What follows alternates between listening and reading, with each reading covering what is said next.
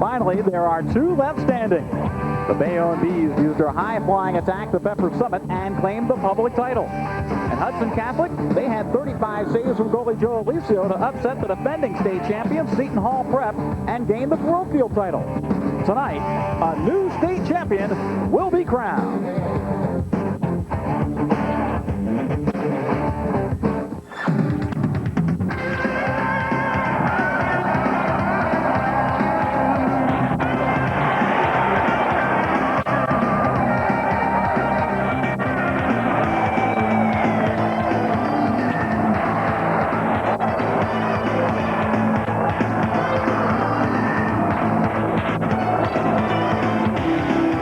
From Continental Airlines Arena in East Rutherford, New Jersey, CN8 Sports presents the New Jersey Devils NJSIAA State Ice Hockey Championship. Tonight, it's the overall championship game as the public champ, the Bayonne Bees, take on the parochial champion in the Hawks from Hudson Catholic.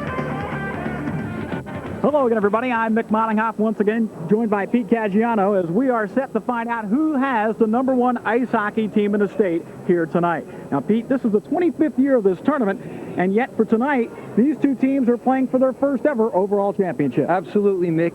In fact, we will crown a new champion tonight because both Seton Hall and Brick were eliminated in earlier rounds.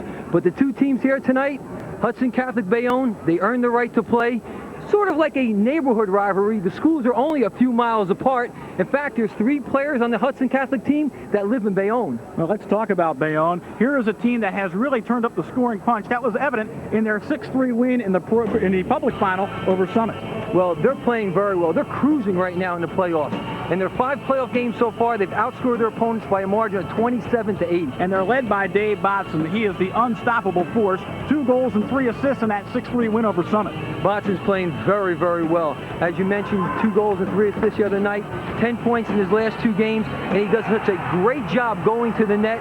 And as we mentioned, he knows how to celebrate. Well, no doubt about that. But tonight, Bayonne takes on a very talented Hudson Catholic team. All they did to get here to this overall championship game was knock off the parochial champ, the defending champ, and also the defending overall champ in Seton Hall Prep. Wow, they played a great game the other night. Hard-fought 2-1 victory.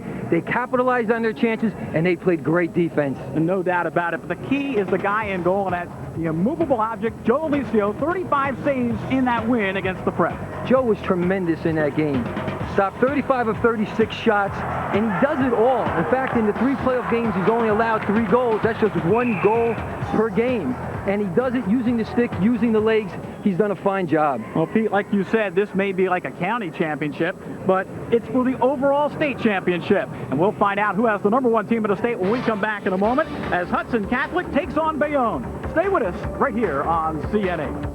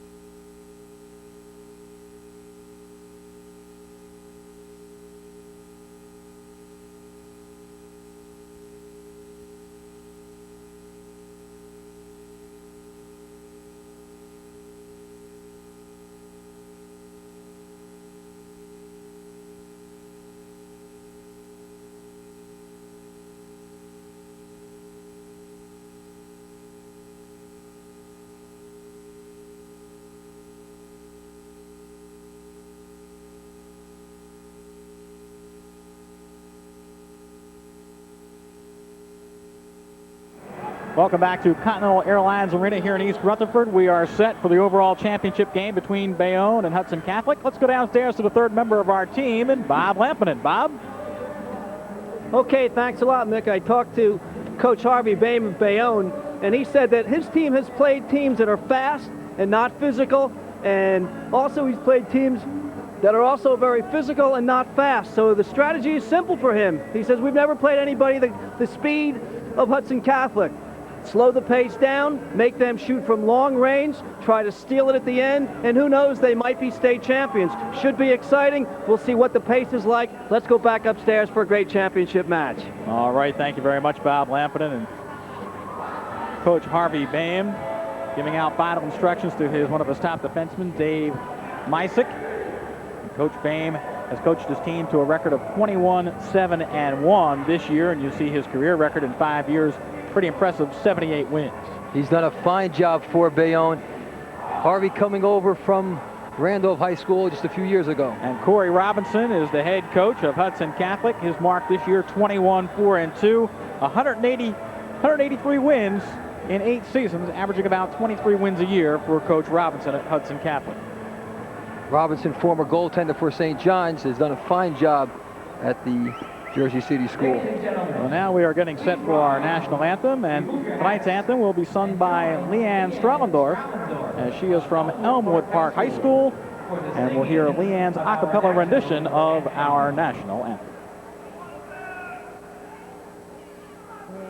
Can you see by the dawn's early light what so proudly we held at the twilight's last gleaming, whose broad stripes and bright stars through the perilous fight, o'er the ramparts we watched were so gallantly streaming, and the rockets' red glare, the bombs bursting in air, gave proof through the night that our flag was still there. Oh, say does that star-spangled banner yet wave o'er the land of the free and the home of the brave? The national anthem from Leanne Strellendorf from Elmwood Park High School. Boy, Mick, she can really sing. Remind me never to invite her to my karaoke parties. Well, let's take a look at our starting goaltenders. Scott Lukowitz has a playoff average of 1.8 goals against Summit. 23 saves on 26 shots. He's in goal for Bayonne tonight. And he goes against Joe Licio. Butterfly style, stopped 35 of 36 in the win against Seton Hall Prep, and his goals against in the playoff run, 1.0. Just to show you how cool he is, he's dancing right there. You hear him bopping to the music. He's prepared for this game, as you mentioned. 3 games, 3 goals, just 1 goal a game. Can't play any better than that. Take a look at our officials tonight. Rick Berquist, Murray Seltzer. Rick Berquist from the Brick area, also an ECAC official. And Murray Seltzer, longtime official, also an off-ice official here for the New Jersey Devils. So bringing out some of the best for tonight's championship. Bayonne in the maroon jerseys tonight. Hudson Catholic in the home gold, and we are set. And the opening faceoff is controlled by Hudson Catholic, and they're going to play dump and chase to start the game.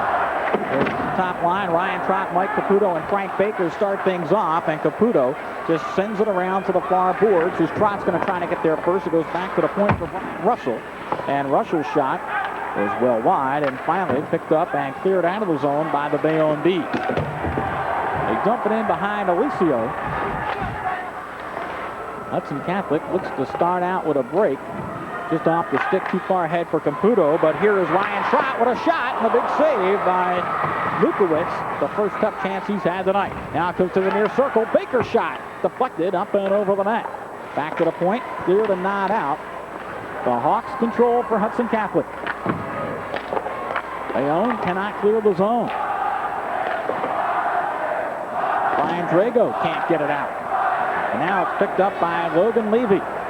Levy along the far boards, sends it back to the point. It's knocked down. And here's a shot and a glove save, and holding on is Lukowitz. First minute and a half into the game, ice seems to be tilted. Good pressure by Hudson Catholic. Scott Lukowitz there, he's going to see a lot of action tonight as the high-powered Hudson Catholic will really be peppering him with shots. The face-off will be to Lukowitz's right side. Leo Smith will take the draw for the Bayonne Bees. And Logan Levy in the gold jersey for Hudson Catholic. Back to the point. Shelley's drive knocked down at the fence. Good job by Bayonne to knock that shot down as they clear. The goaltender, Joe Alicio, plays forward, and Logan Levy has it at center ice. Levy has a man with him on his right wing. Levy takes it all the way to the corner. And now Levy going to try to center the puck. Goes back behind the net for Hagelin. Hagelin plays back to Levy. Defenseman falls down. Levy comes to the top of the far circle. And Shelley just takes it back behind the net. So far, Pete Bayonne having trouble clearing their own end. Well, Mick, I got a hunch you're going to see quite a bit of this tonight. Both these teams play in the New Jersey League, but they play in different divisions. Hudson Catholic plays in the National A. Bayonne plays in the National B, one step below. There's a shot to score! And the Hudson Catholic Hawks are off and flying. Mike Lagola gets his 14th goal of the year. The assist goes to Jason Ortolano, and it's 1-0 for Hudson Catholic. Didn't take too long. A few minutes into the game, Hudson Catholic capitalizing as they continue to put the pressure on Scott Lukowitz. Quick wrist shot from about 15 feet out. Seems to catch him a little off balance, beating him between the arm and the body. And Hudson Catholic jumps out to the 1-0 lead. Nice pass right across, quick wrist shot. As you see, it beats him on the short side, just between the arm and the body. And just that fast, 1-0. So Mike Lagola with the goal. Picks up his 14th of the year. Well, they gave the goal to Ortolano. By next man. Here's a puck right in front. Oh, and tipped just wide by Servino. Hudson Catholic putting the pressure on.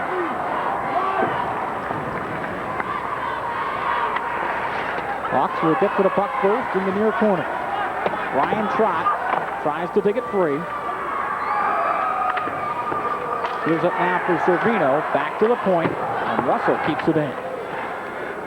Goes to the far boards where Caputo sends it back to the point. Shelley dumps it right behind the net. Trott on a backhand shot. Score! Mike Caputo, and it's 2-0. Again, just like the night before, Ryan Trott doing a tremendous job setting up his teammates. That time he sets up Caputo, and right away it's at 2-0 as Michael Caputo, the senior, scores his 15th goal of the season.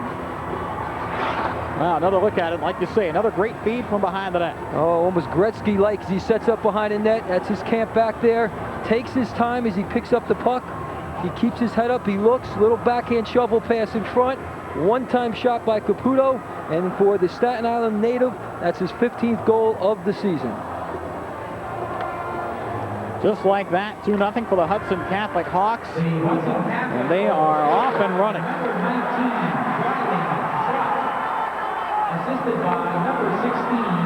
Now behind the net, finally comes out to the near boards, and can Hudson Catholic clear? They do.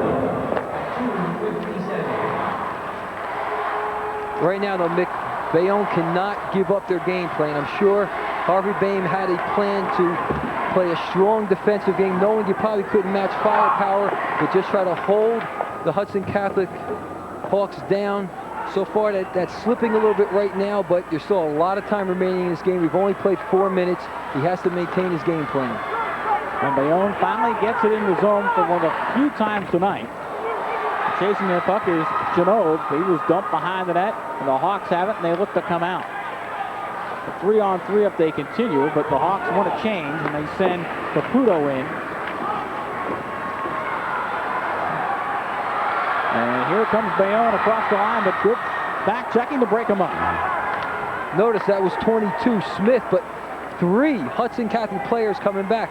So they're playing both ends of the ice. Yes, they're putting the pressure on offensively, but as soon as Bayonne starts to mount an attack, right away the forwards come back for Hudson Catholic. Well, once again, the Bees give it away in the neutral zone, and here comes Caputo. Caputo, drop pass at the point. They still control, and finally, I was going to say they could, but they can't. Here's a shot as Ortolano has it sticked aside by Lukowitz. Now a shot. Lukowitz makes a save here.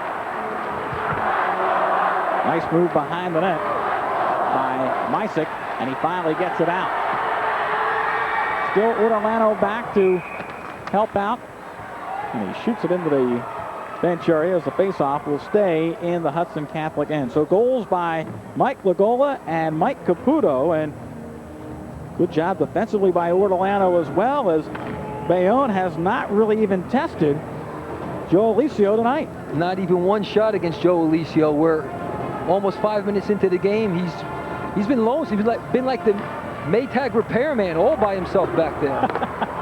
Yeah, he does have 4 shutouts in 25 games this year.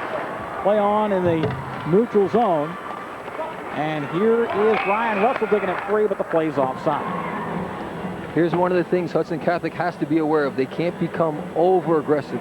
Ryan Trott, who picked up his 20th assist, is playing so well this year for Hudson Catholic, but Hudson Catholic has to maintain their composure. Cory Robinson has to make sure they stay on track. Jump out to a 2-goal lead, that's great, but it's still a 45-minute game. But he does have the advantage of having the 2-goal lead early. A couple of hits right along the boards as the puck jumps up into the bench area, so the face-off, I believe, going to be in the neutral zone, just outside the blue line. Harvey has that worried look on his face. Some of the physical action coming across. Up and over the top, and there he goes. And notice as soon as he gets hit, he turns around and looks to see who made the check. Yeah, always trying to pick up a number. Absolutely. Here come the Bees, and here comes Botson. His shot just whistles wide. See if they can set up Dave Botson for a couple shots. He would be the equalizer offensively tonight. Nice pass in the slot, and it goes just wide, and Botson set that one up. Well, he almost had Drago for a goal.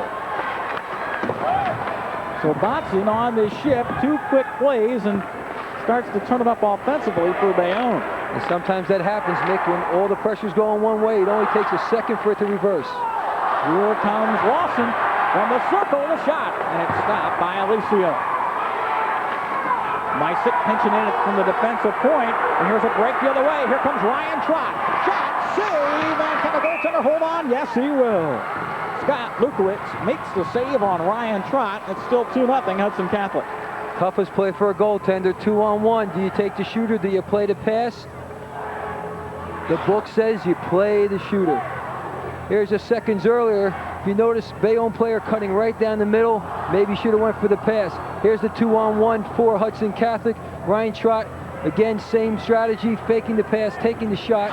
Good save by Scott Lukowitz. Well, Trott played a great game against Summit, and he has scored, picked up an assist tonight. Take a look at the early shots, Pete. 8-1. Bayonne has to get that offense cranked up here as we still have 8:59 to go in this first period. Well, Bayonne also has a power play coming up here Hudson Catholic has a power play coming up as Joe Barone is going to sit 2 minutes for cross-checking. As he leveled one of the Hudson Catholic players right after the whistle. Bayonne does have 9 shorthanded goals this year. They can really use one now to get back in this game. Here comes Jason Ortolano, full head of steam as he comes across the blue line. The play is offside as Peter Hagelin on the far side came across too soon. That's what I talked about before, Mick, being a little too over-aggressive, wanting to score goals. You put 2 in so quick, everybody gets that urge, they get that feeling, I want to pop one home also. So you get a little aggressive, a little over-anxious, and you cross the blue line just ahead of time. Hudson Catholic power play as they're trying to add to their 2-0 lead. 1:43 left in the man advantage, and here's a one-on-one situation, but Ortolano, pretty good defenseman, makes a nice play in his own end. Plays ahead now for Levy. Levy, drop pass at the near circle, and the backhand pass goes right through the slot, nobody there. Back to the point now for Bennett Shelley. Shelley sends it back to the near corner. and the Bayonne Bees clear. The race is on as here comes Leo Smith. A nice job by Alicio to send the puck on its way to the far boards. Alicio's just looking for any way to touch the puck. And it's Shelley's drive and a save here by Lukowitz, and he holds on. Scott Lukowitz doing a nice job. Shelley playing outstanding hockey. The junior from Saddlebrook, New Jersey, has 7 goals and 14 assists, so 14 points for the year. And watch as he comes over the blue line, winds up, full stride, lets the slap shot go. Scott Lukowitz comes out about 5 feet in front of the crease, cutting down the angle, holds on for the whistle. And Shelley also played a great game defensively in the parochial championship game as well. You see he has 14 points, a steady defenseman. Good two-way player for the Hudson Catholic Hawks. Face off to the right of Lukowitz, and it's controlled by Hudson Catholic. They work along the far boards. 1 minute left and a man advantage for the Hawks. Behind the net.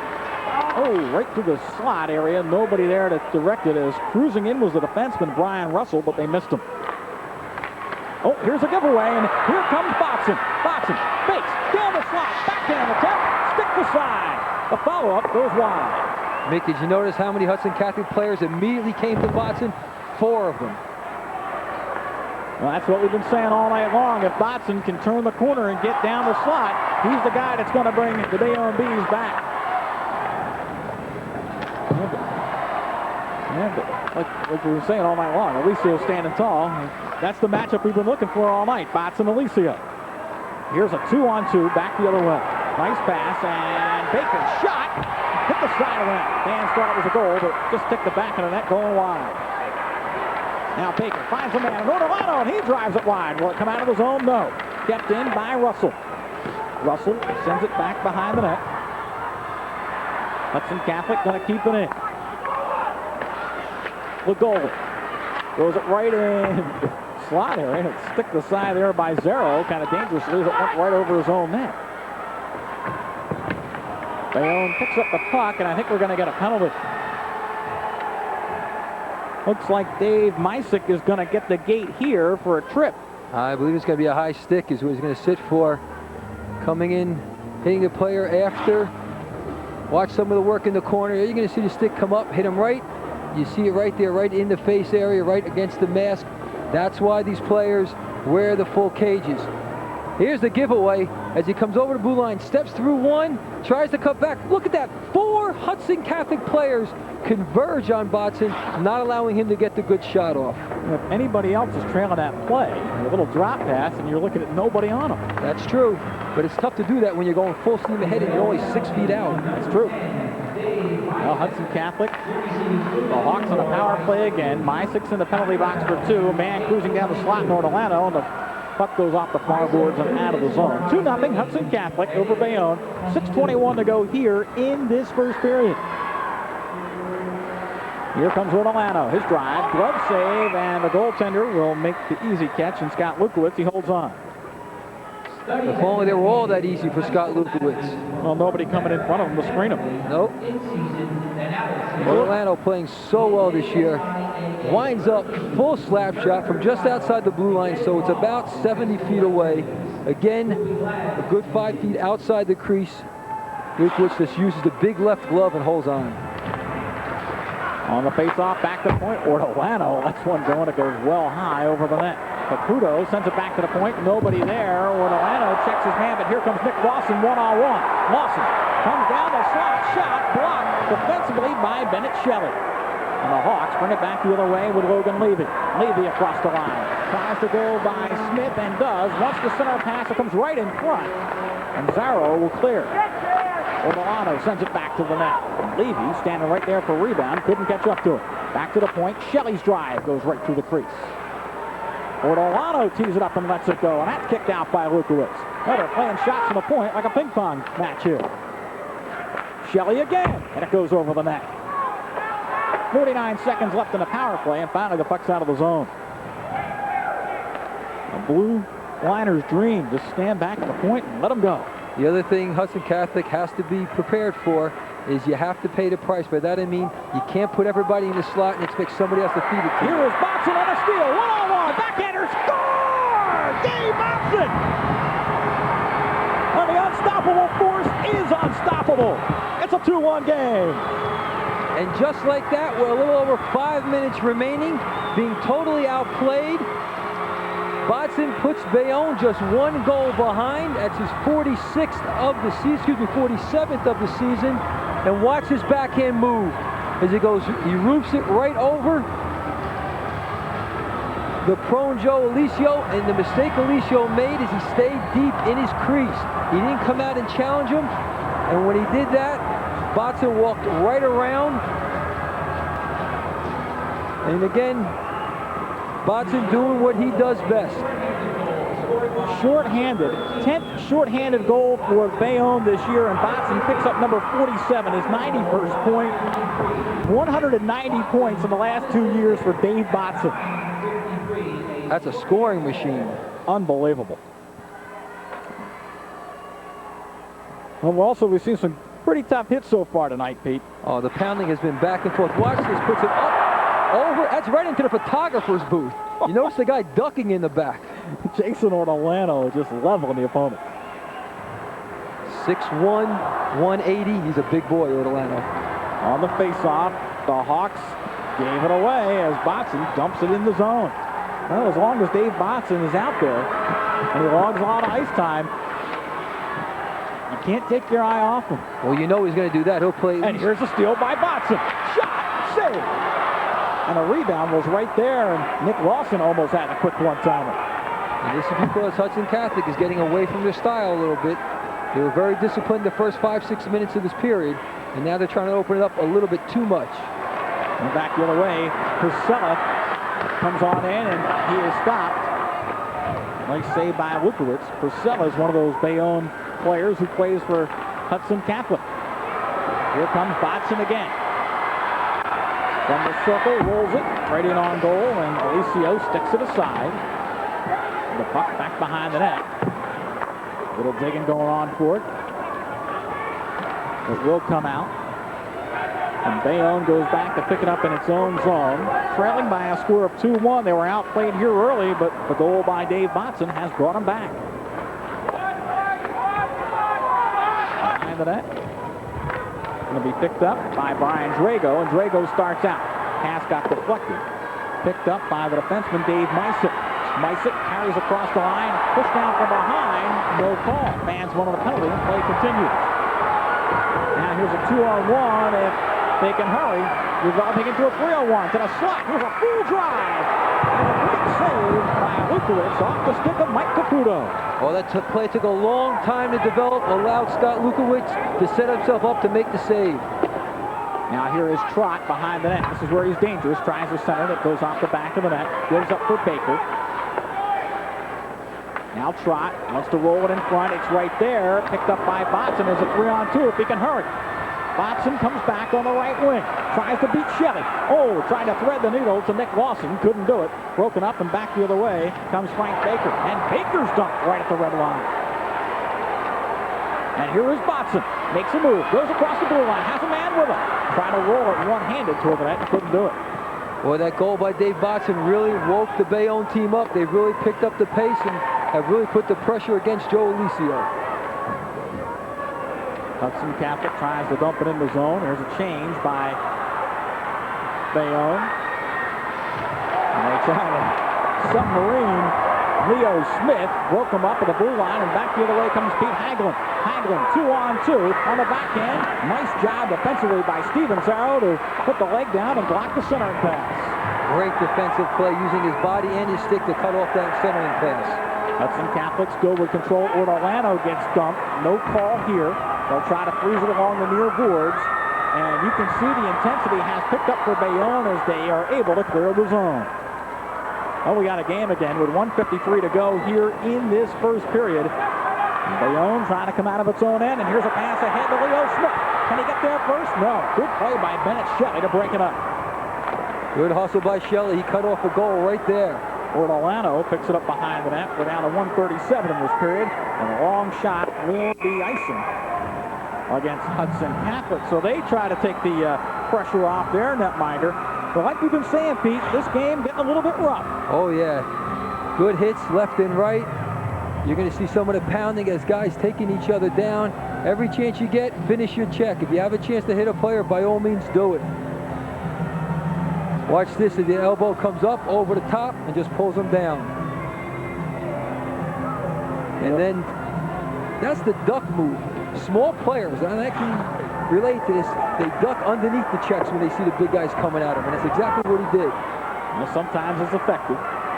Well, it saves you from getting beaten up. That's true. You may give up the puck, but you don't take one in the chin. That's right. Bayonne wants to clear.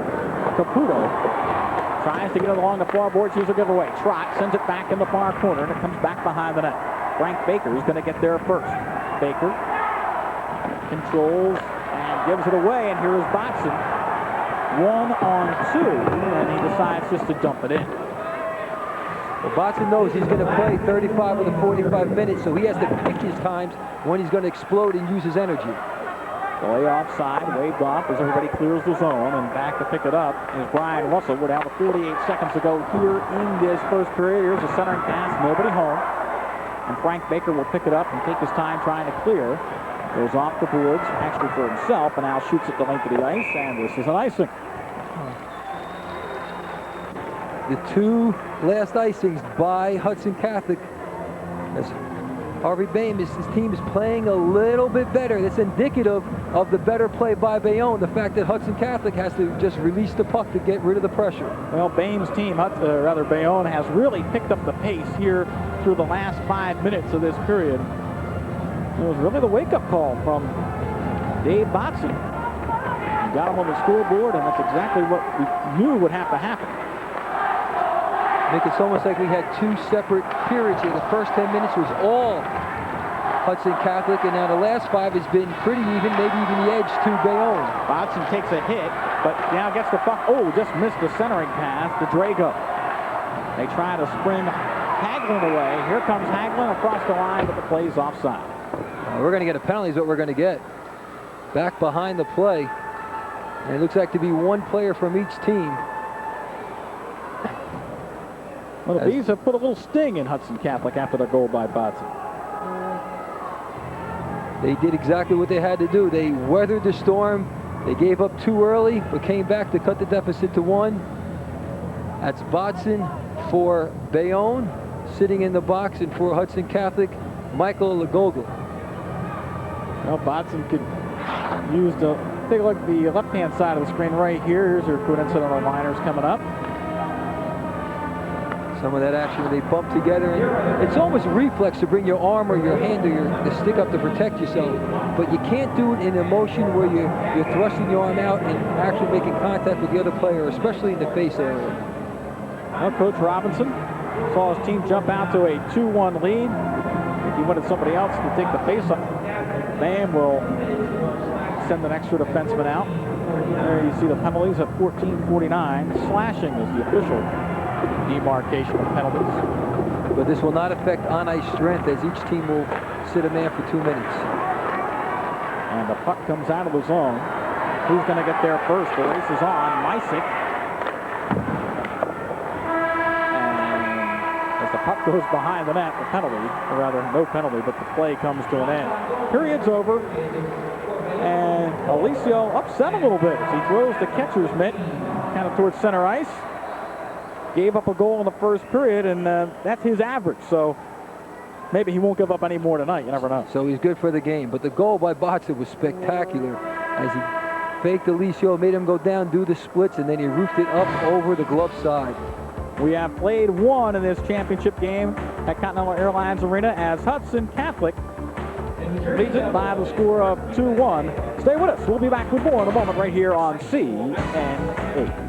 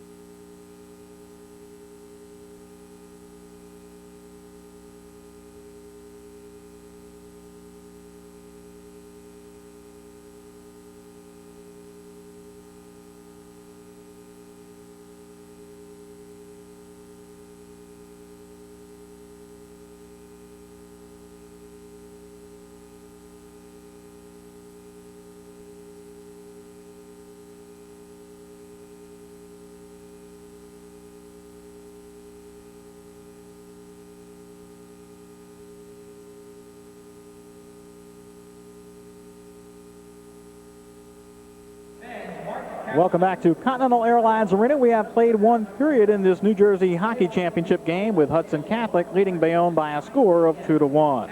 Now it's time to go downstairs in between periods with Bob Lampinen. Bob. Thanks a lot, Mick. And our guest is Boyd Sands, the executive director of the NJSIAA. And Boyd, these kids are not disappointing. It looked like we were going to have a blowout early on, but Bayonne battled back to make it a game. They truly did. In fact, it was interesting just when some of their baseball players came in. They must have been at practice this afternoon. I noticed that they scored the goal and brought the game back just a little closer. Some great enthusiasm. It's nice to see the bands coming out and the fans turn out. Of course, you've got two teams from the same area, so it's kind of basically almost one town of Bayonne and surrounding communities. That kind of keeps your crowd down a little bit, though. It does. But that's truly an interesting point about working with NJSIA, where schools from across the state, the competition is across the state. And one of the areas I really appreciate is in track, where someone from Sparta could be crossing the finish line, followed by somebody from Cape May, followed by somebody from Phillipsburg. It's truly across the state. This is the time of the year, March. It's got to be the busiest time of the year for you guys at NJSIAA. It's a very hectic time with the number of championships, and along with the number of championships taking place for the winter season, we're moving right ahead with all of the spring sports. So our office is getting calls not only about tickets for championship games, but they're also getting calls on eligibility and competitions in the spring. Now in basketball on CN8, we saw 4 great semifinals in basketball. Of course, you're going to cap it off tomorrow night with the tournament championship games, boys and girls, but semifinals were so competitive, and that's always the most competitive games in tournaments, the teams that are battling to try to get on to the finals.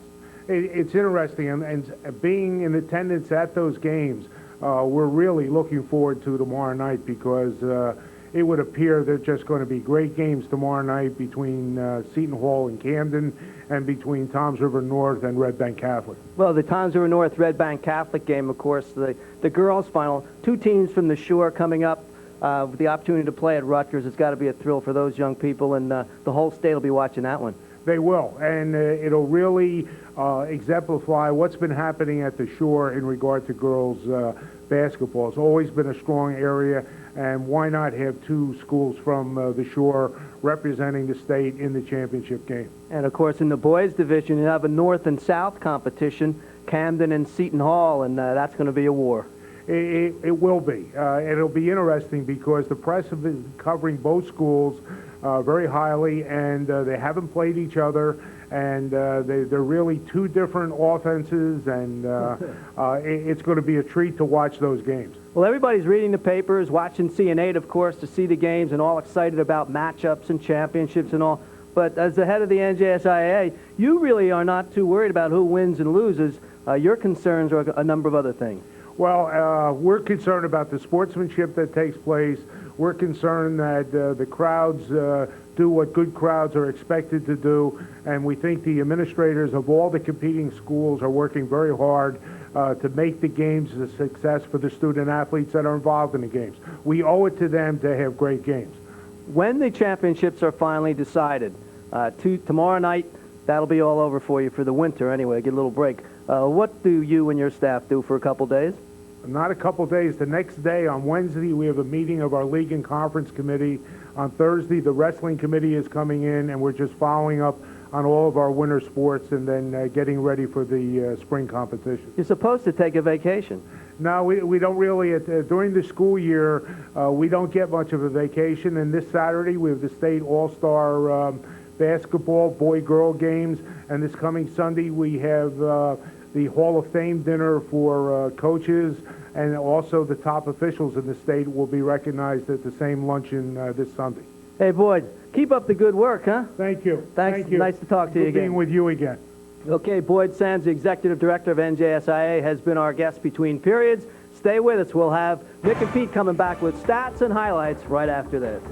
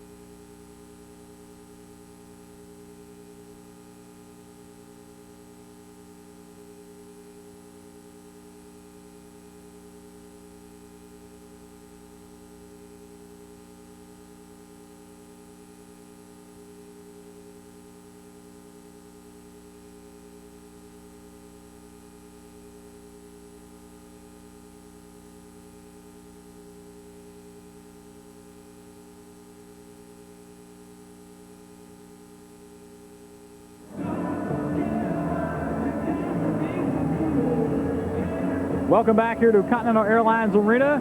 We have played one period as the Hudson Catholic Hawks lead Bayonne by a score of 2-1 in this overall championship game. Well, a very interesting first period, Pete Caggiano, as we basically saw two different halves to that first period, didn't we? Absolutely, Mick. For the first 10 minutes, it was all Hudson Catholic. They bombarded Bayonne with shots. But then at about the 5-minute mark on the Hudson goal, things started to change, and Bayonne, they woke up and they made a game of it. Well, we'll have highlights coming up in just a minute. We understand that we've lost some video on our live telecast, so right now you may be hearing us. So basically, Pete, we can describe what we saw in this first period a little bit more. We mentioned that, yeah, it was a different kind of tone in the very first 10 minutes, if you will, because what happened is Hudson Catholic jumped out to a quick 2-goal lead, and they were cruising along, but it finally took Bayonne about 10 solid minutes to kick it into another gear and get started. Well, what happens many times, you're a little nervous. This is a championship game. You're in a major league facility. But then what happened as the tide started to change? At one point, shots on goal were 7-0 in favor of Hudson Catholic, and then about the 5-minute mark, things started to change.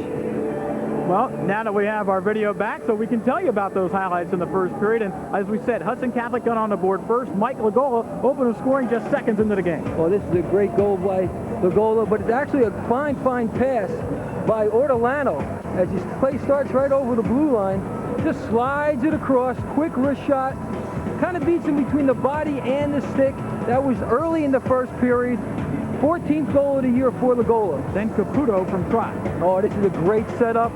That time Trot set up Caputo in the slot for his 15th goal of the season. But then as time wound down, Bayonne really started to pick it up. That's because Dave Botson came to life. Well, Botson, as we well know, can put the puck in the net.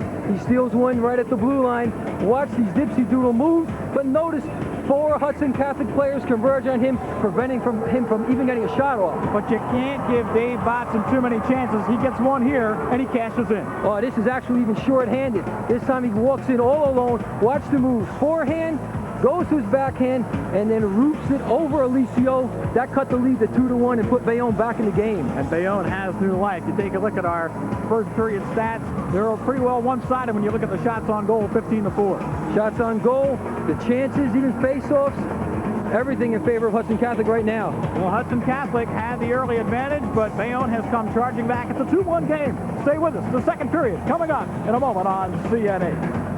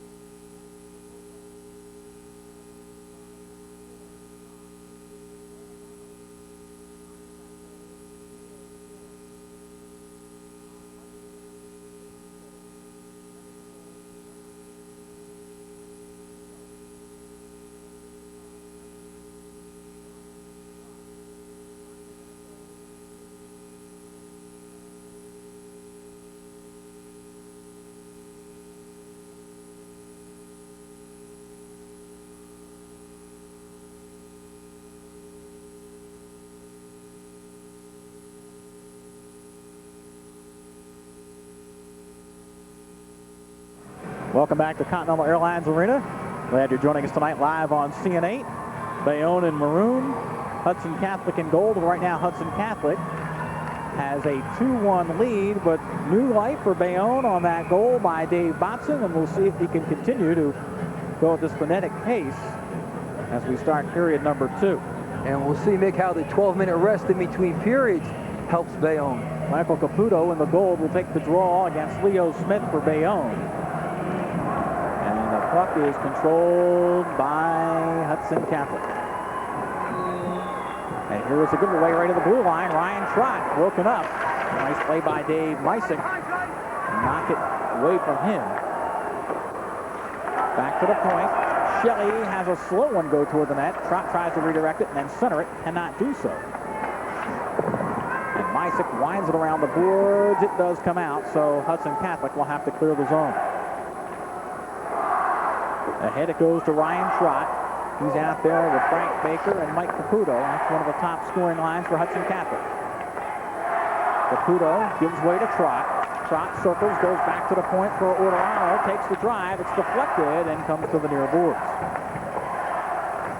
Shelley tees it up.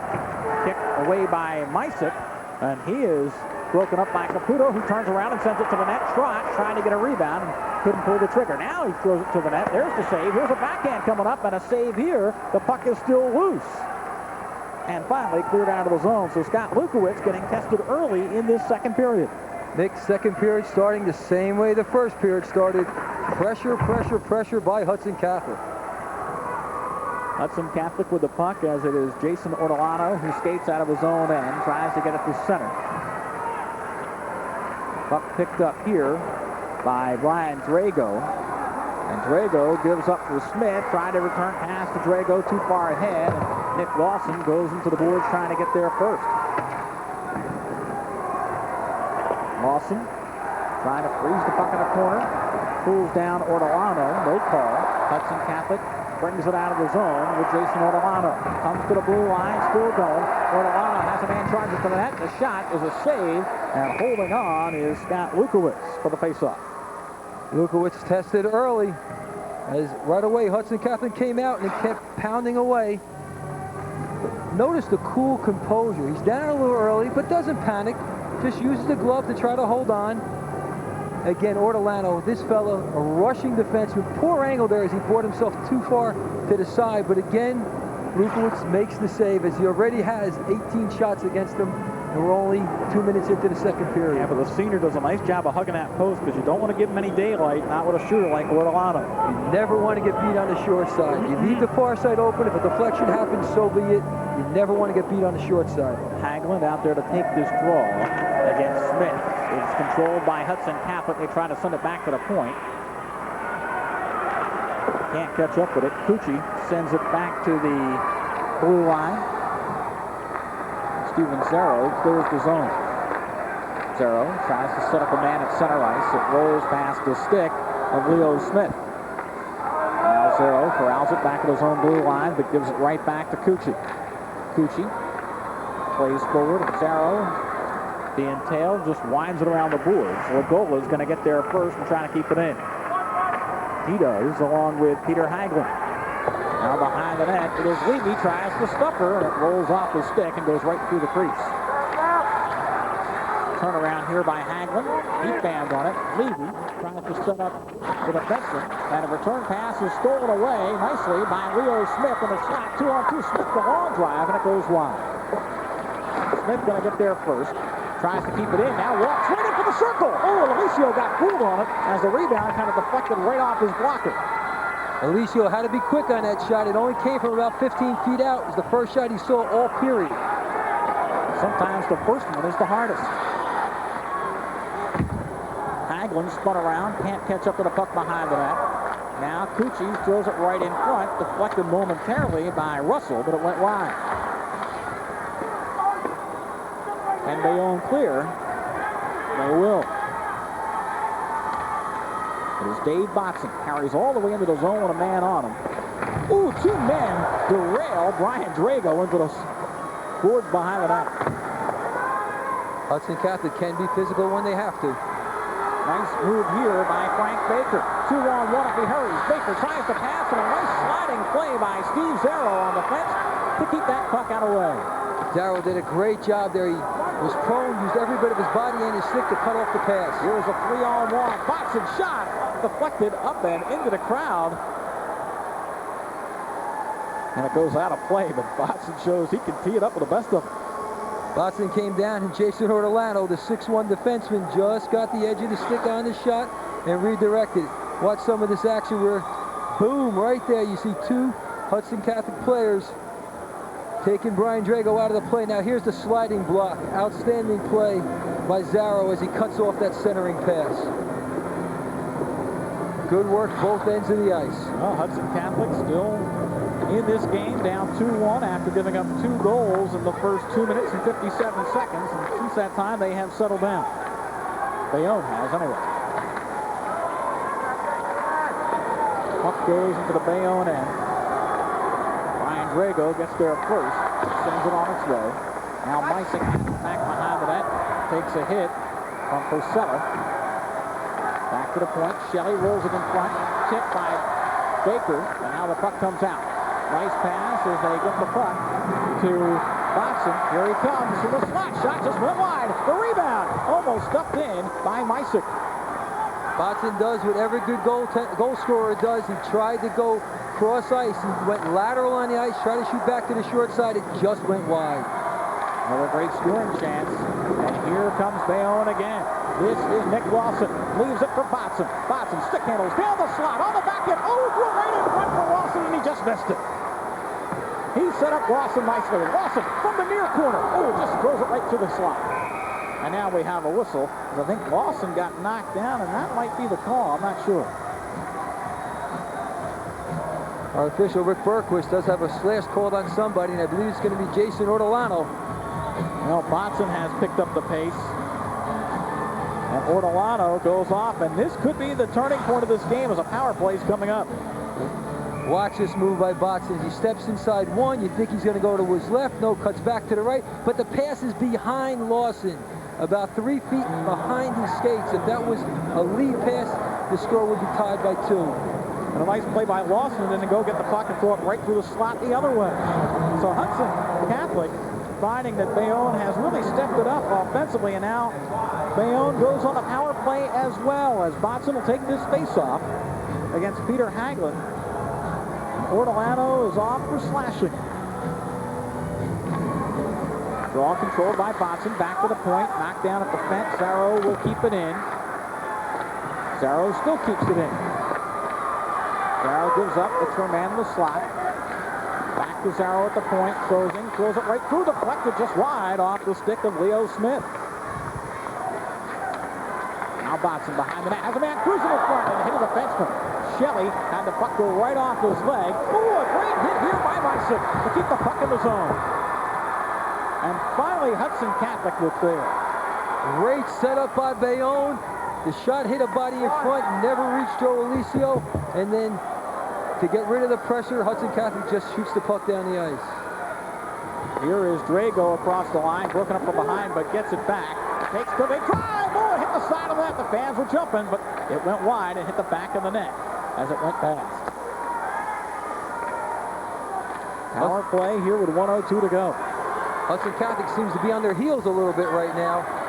Yes, they're killing a penalty, so they can't be as aggressive offensively, but I think the pace of Bayonne and the pressure by Bayonne has put them back a little bit. Here is Hudson trying to get on inside, and he was ridden off the play nicely. Puck will come out of the zone, and somebody's got to get back to pick it up. Steven Zarrow goes back in the zone and to corral it. Plays to center ice. They try to set up Hudson. The puck's in the Hudson Catholic end. They do clear it. Zarrow has it. Goes cross ice for Mysick. Mysick with 25 seconds left on the power play gives to Zarrow, and they play through, and I think they're going to get a line change. And here comes a 2-on-1 back the other way. The shot, save Caputo, and the rebound just goes wide. Caputo pulled the trigger, and a pretty good save by Lukowitz. And 2-on-2 back the other way as the pace continues to go quickly. Here's a drive by Smith, and that whistles wide. Penalty is over. Both teams back to full strength. Both sides, both sure-handed and power play chances. Here's a good pass. Mysick's shot goes off the blocker of Alicio. And Bayonne has really picked up the pace here and has some great scoring opportunities early in the second period. 7:35 to play. And here is a giveaway, possibly, yes. And Bayonne will keep it in. Hudson tried to center. Couldn't do so. Baker wants to clear, gives up now for the defenseman, Russell. Russell on the left wing, throws it right in front, and a nice play by Trott to try to redirect it, but Lukowitz was right there to deflect it wide. Bayonne has to clear, dangerous pass, it was right in front for Priscilla, stopped by Zarrow on the fence, and there's a score! Wow, the goal by Pat Priscilla, a Bayonne native, a freshman, scores for Hudson Catholic. And the Hawks have a 3-1 lead. There you see it dejected Scott Lukowitz, but that puck actually deflected, I believe, off of Steven Zarrow in front. Well, it looks like we have an injured player, and that might be Leo Smith. he would be a big guy to lose because he has 30 goals this season. I'm not sure if he's hurt or is he just upset because of the goal. But Patrick Purcell will get credit for the goal. That'll be his 11th of the season. Now that's the trainer out there now. He's hurt. So it looks like Leo Smith will be attended to here, as you hate to see a player of his caliber, anybody for that matter, go down on the championship tilt. They seem to be working on his left knee. Concerned look on Harvey Boehm's face right there. And that would be critical to not only give up a goal, but to lose one of your top goal scorers as well in the same play. And the play was a giveaway. It was a Bayonne player looking to get the puck out of the zone and accidentally centered it right in front of the net. So Leo Smith trying to get to his feet. Looks like they're working on that left leg.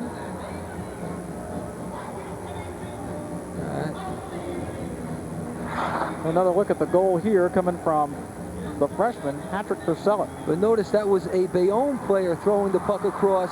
First shot, watch the second one, it hits the leg of the Bayonne player. I believe that was Zarro, deflects off his left leg, and that's why Lukowitz had no opportunity. Here we'll see it from another angle as the shot comes. Bingo, hits him right there in the hip. As you notice, Lukowitz is starting to move to his right. The puck goes back to his left and beats him over the left glove. Well, that defenseman was okay, but it has been rough all night. Once again, we have seen the bodies flying. That is Dave Misick putting the hip into Mike Lagola. Well, Misick had him lined up all the way. He knew Lagola had his head down. And when you're a defenseman cruising in and you see a forward coming out with his head down, that's exactly what you do. You just take a run at him. Well, hopefully Leo Smith's going to be okay and get a chance to return, because they will need his scoring punch down the line, down 2 goals. Hudson Catholic throws it right in front. The puck got dislodged for a moment. Now it comes all the way back to the point. Peter Hagelin behind the net, throws it right there. Back to the point. Ortolano wants to tee it up and does. Kicked out by the goaltender. The follow-up goes wide. So Lukowitz doing a pretty good job on 2 critical shots right after a goal. And that's real important, Mick, because you don't want to give another one up right away. And an icing, and the puck will come back down to the other end. Hudson Catholic leading by a score of 3-1. Pat Pusella, Mike Caputo, and Mike Lagola, the goal scorers tonight. Dave Botson has the lone scorer for Bayonne. Ryan Drago, the junior right wings, 20 goals so far this season.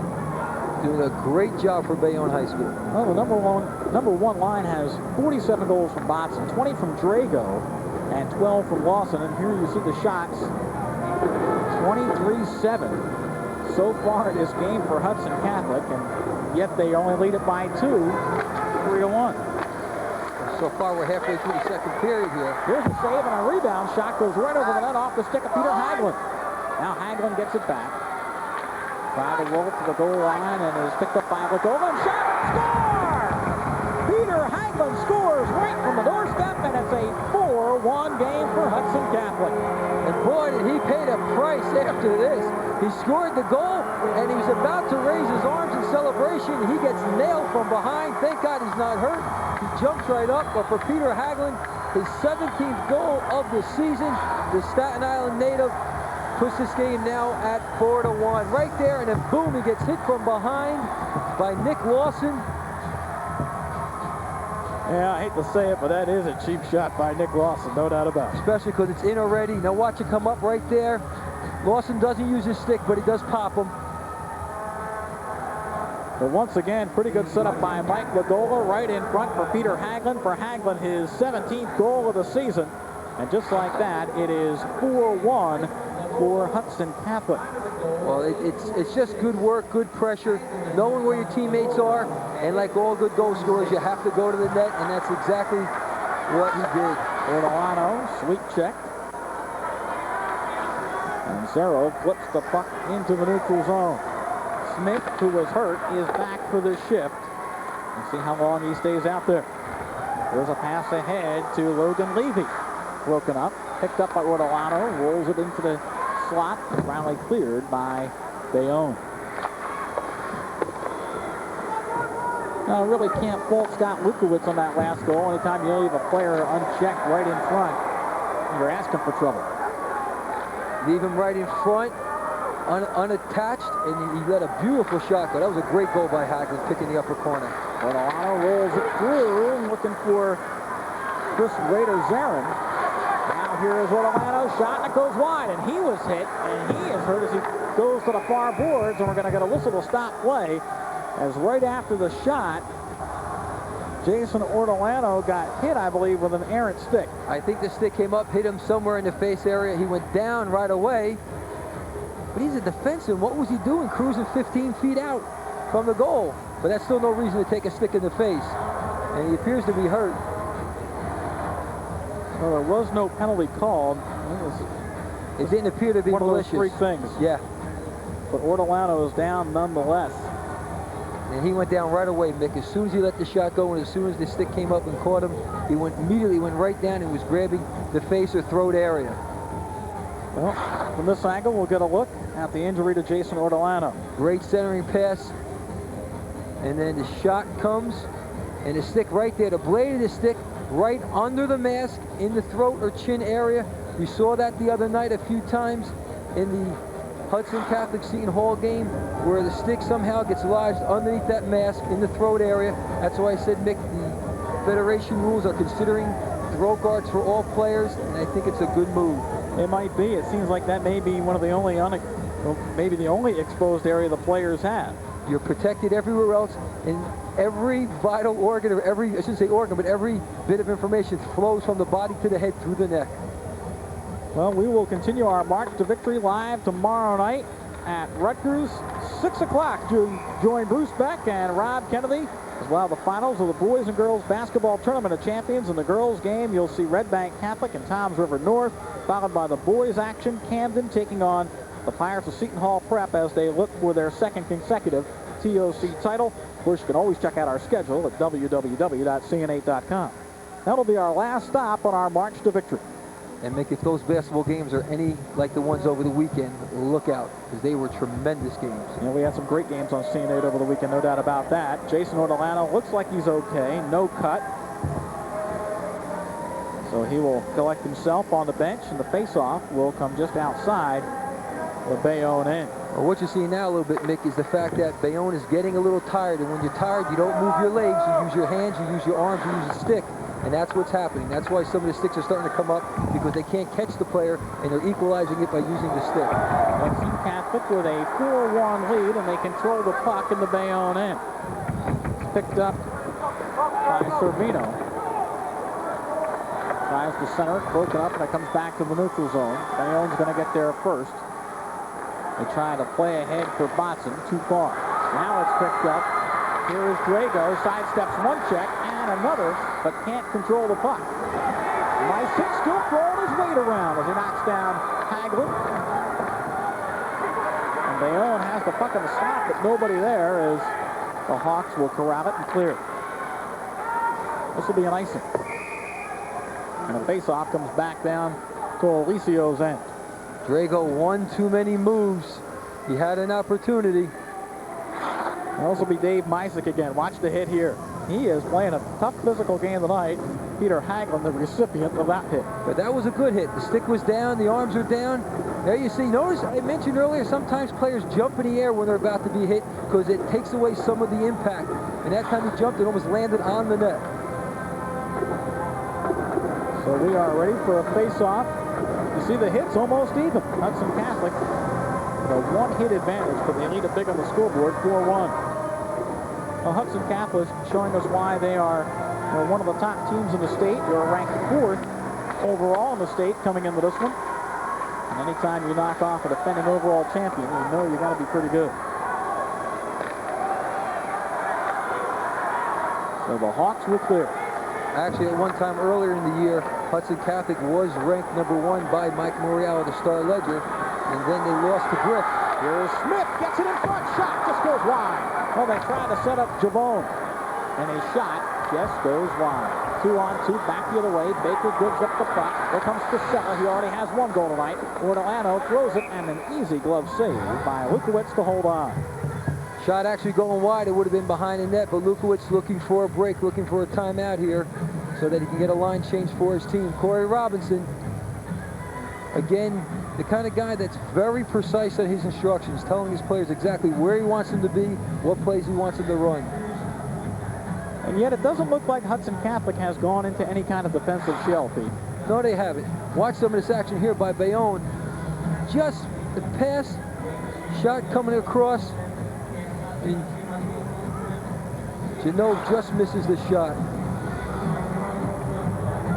Janot just fires wide, and it stays 4-1, Hudson Catholic. Bayonne controls the faceoff. And Cucci can't keep it in the zone. Here comes Dave Botson. Botson, stick handles, splits the defenders, had it roll off the stick, and here's a 2-on-2 if they hurry back the other way. Ryan Trott, dangerous goal scorer, goes to the forehand, backhand, and it goes wide. It was pretty good play by Lukowicz to take the shot away from him. And here comes a break. It is Botson that plays offside. Alicio comes out to cut down the angle. It goes off his blocker. This time, Alicio stones it. Oh, here's a rebound in front. Oh, Alicio didn't see it. Now he covers on it. Alicio was kind of like looking back over his shoulder, giving the eye to Botson as he stoned him, and he didn't really see the rebound coming up. Alicio, 2 saves in about 10 seconds. That keeps his team in this game in the lead. Watch. Quick shot right there by Botson, saved by Alicio. And then Alicio, not quite sure where the puck is. He's looking to his left. It gets centered from the right side. Boom, he makes the second save and then holds on as the players from Bayonne rush the net. Notice right there, he looked over his right shoulder. Botson looked to see if anybody was coming. Alicio using the right blocker, making a great save. And then looking to his left while the puck goes back to his right in the follow-through. Both teams finishing their checks. I'll tell you, anytime Botson is out there, don't take your eye off the puck because it's going to the net, no doubt about that. We're seeing truly one of the best scorers in New Jersey high school hockey in Dave Botson for Bayonne tonight. Lawson, nice job of taking the puck away, and he fires one wide as he got inside Ortolano. Well, Nick, just like in the first period, first 10 to 11 minutes, all Hudson Catholic, and then it seems like Bayonne wakes up. Now, they haven't put one home yet here in the second period, but they're playing a lot better the last 3 or 4 minutes. Lawson comes out of the zone, gets it ahead to Botson, one-on-one, puts on the brakes, looking for help. Nice pass between the skates, gives up, and here's a backhander by Mysick, and it goes wide. Control at the far circle, and it goes right to the post, and Alicio puts down his hand. Brian Drago throwing a quick one-timer right to the net, and Alicio making a big save and have some pushing and shoving going on. I think we're going to get penalties. Well, a few of the players behind the action. You have to remember, these schools are only a couple of miles apart. This is a real rivalry. 3 of the Hudson Catholic players actually live in Bayonne. Watch some of the activity around the net. Great move here by Botson to make this little backhand pass, and then the dipsy-doodle move. Goes to the backhand. Good save by Alicio as he's flailing. Now he loses his stick as Drago's shot is stopped. Again, the action in front. Notice the forearm to the side of the face. Botson, this is what makes him so good. A good play by Mysick to roll it to the net. And then watch Drago right there. Settles it quickly and throws it right back to the cage. That's why Bayonne has been able to score so many goals this year. They don't hesitate. As soon as they get it, they pump it right to the net. Here's some of the trash talking. Here's the stuff that has to be eliminated. When guys get that close, they're not talking about who won the NCAAs yesterday. No, they're not. Coincidental penalties here, although I see 2 Hudson Catholic Hawk players in the box. So Bayonne actually may get a power play out of this. We'll have to just hold on until we get the official. One of the players is going to get an unsportsmanlike, as I saw Rick Berquist give the peace sign. Alicio having to come up big right here at the end of the second period. Only has 21 wins this year, 4 losses and 2 ties, and overall goals against a 2.0. And Cory Robinson, I believe, was a former goaltender when he played at St. John's. That's exactly what it is, and he said goaltending is the key to this whole situation. Yet Harvey Boehm's crew has not given up taking the body in this one. They're still out there hitting. It may be 4-1, but they're playing like it's a 1-goal game. Well, that's the best way to slow down a faster team, is just get in their way. You don't have to knock them down, but you do have to slow them up. Lukowitz getting a well-deserved rest. He has faced 25 shots so far, and there's still 2 minutes, 17 seconds remaining in the second period. Yeah, he's got a ways to go yet. He could be up close to the 40 mark tonight. I think all the penalties are going to cancel because there's 2 from each team sitting in the box. And this is all because of the action after the whistle. Lawson and Hudson go each for 2 minutes. Jason Ortolano in the box as well.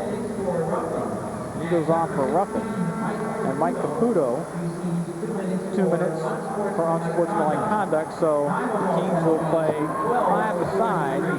12:43 the time of the coincidental minors. But the biggest point there is now Botson has to sit for pretty much the remaining minutes here in the second period. Now, Caputo is the first line center as the save is made by Lukowitz, but Caputo has only scored 15 goals this year. Botson, the first line center, has scored 47. So the trade-off definitely favors Hudson Catholic. Absolutely.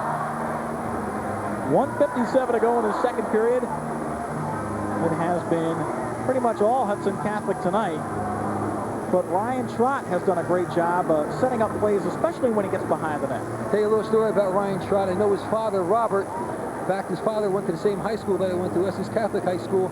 And when my oldest son was first starting to play hockey, his father gave me an old shoulder pad that Ryan had used when he was a mite. And I still have them to this day. Might be worth something someday. Well, if he makes it to the big time, it will be. Here is Baker, fakes the shot, continues on in. Oh, a shot just saved by the goaltender. Now this one's knocked down by Zero in front. It goes to the net. It's in. No, they whistled it. Murray Seltzer says no. I'm not sure if it was either kicked in or he blew the whistle because he lost sight of it, but it will not count, and he made the call immediately. Murray Seltzer is going to come on over. He didn't point to center ice. He whistled no goal. And the Bayonne fans love it. Let's see if we can figure out why. He might have just lost sight of it. Well, first of all, watch the shot. It almost hits right in the face. And then right there, it looks like it's covered up. Maybe we can get a better angle up from this side.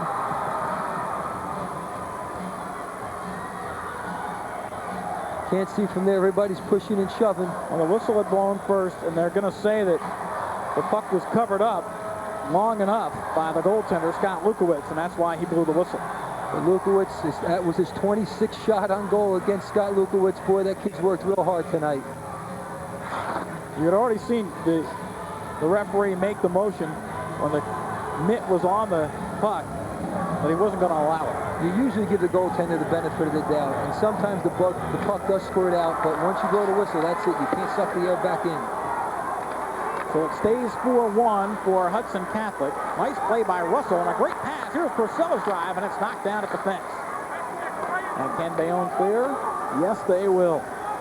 Leo Smith will take a big drive from about 70 feet, hits the stick, and goes wide. 1:16 to go in this second period. Hudson Catholic with a 4-1 lead. Looking for Baker, too far ahead. Now at center ice, it is Brian Drago. And now we got another whistle. We're going to get a penalty against Hudson Catholic, and going off is Brian Russell. This is going to be a roughing penalty against the Bayonne native, Brian Russell, senior. You know, I had a chance to talk to some of the Bayonne players. We'll tell you about that story after this penalty right here. And see, it's the second shot. It's not the first hit. The first hit was fine. He has him here, hits him once, boom. Now watch, you see the left hand come up again right in the face area. That's why.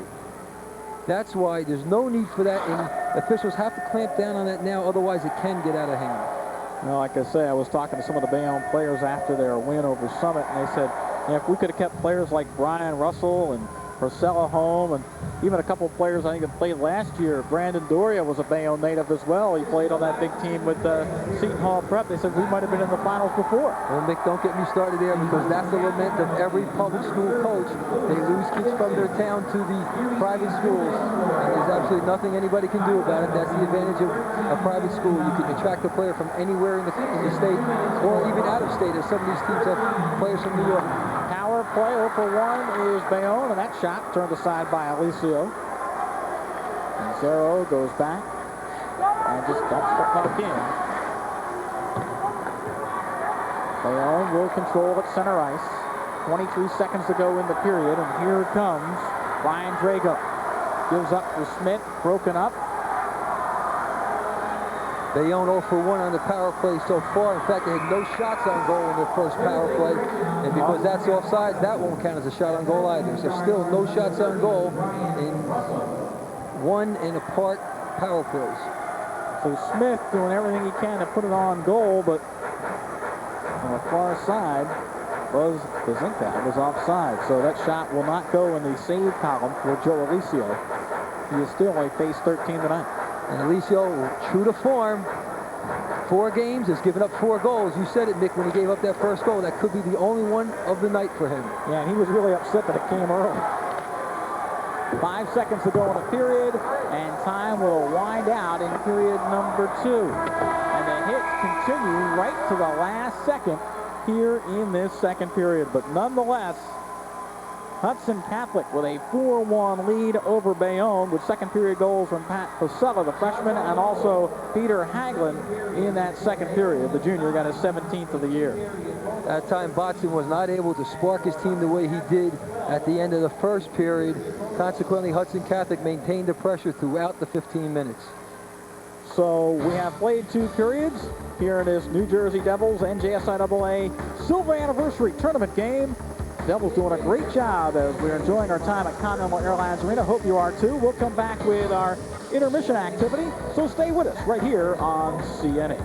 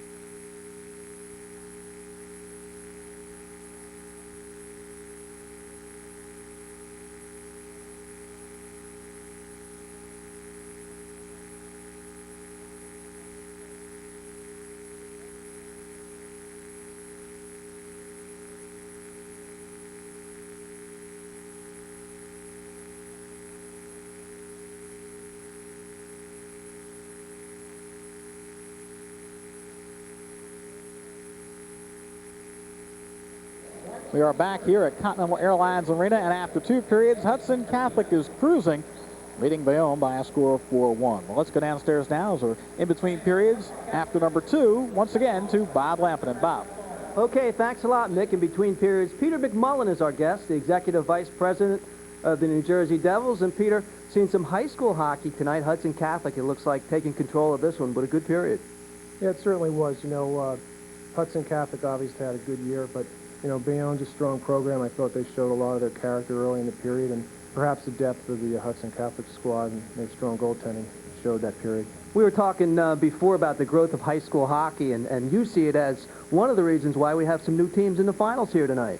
Yeah, it's really exciting, obviously, for high school hockey in New Jersey. I was speaking to Paul McGinnis earlier, and, of course, he's the longtime guru of high school hockey in New Jersey, and he was explaining that there are going to be over 100 teams next year, and we've heard people over the years explain there's the haves and the have-nots, and I think it's exciting this year. We have a couple schools that are from Hudson County, and it just shows that there's hockey in many areas of the state, and there's good hockey in many areas of the state. And New Jersey is trying to overcome the the stigma of maybe being a lesser quality state when it comes to ice hockey, but it's growing dramatically, and I think tonight is just another example of that growth with these two schools here tonight playing. Well, the New Jersey Devils Alumni Association has stepped up and really trying to support high school hockey players by creating quite a scholarship fund. I know you wanted to mention that. Yeah, well, we're really pleased. Randy Velishek and Bruce Driver, two of our former players, are heading up our Alumni Association, and they put together a program where they're going to be offering scholarship opportunities for high school hockey players. And this is just another example of the growth of the sport in the state of New Jersey. And frankly, it's something that our former players want to do. And we're, as an organization, we're proud that this is something they've embraced, and it really is apropos of the growth in the state. I know you don't like to mention it, but this guy was quite a high school hockey player in his own right back in the 70s at Montclair Kimberly Academy. How do you see the growth of hockey in terms of skill levels and all? Do you think if you were playing now, you could compete with these guys? Well, to be honest with you, it's a much different game today. I think back in the 70s, we had good hockey players. We had a lot less teams. We had, the Bricks and the Chathams and the Livingstons and the West Essex and the Montclairs. Today, obviously, there's a lot more teams.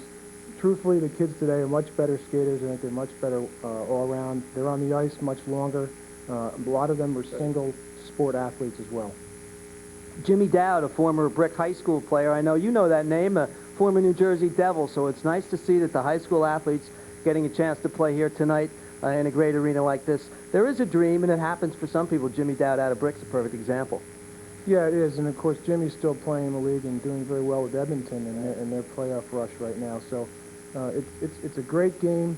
We've got a lot of young boys and girls that are enjoying it, at many levels. And a lot of these teams that are coming into the league are good, formidable teams because of the youth hockey coaches throughout the state. These are not just kids who have not played at all. These are kids that have been looking to play high school hockey, and fortunately, as the high schools bring in the programs, these kids are ready to play because they've been playing at the youth level because of all the the volunteer coaches out there. So it's pretty exciting.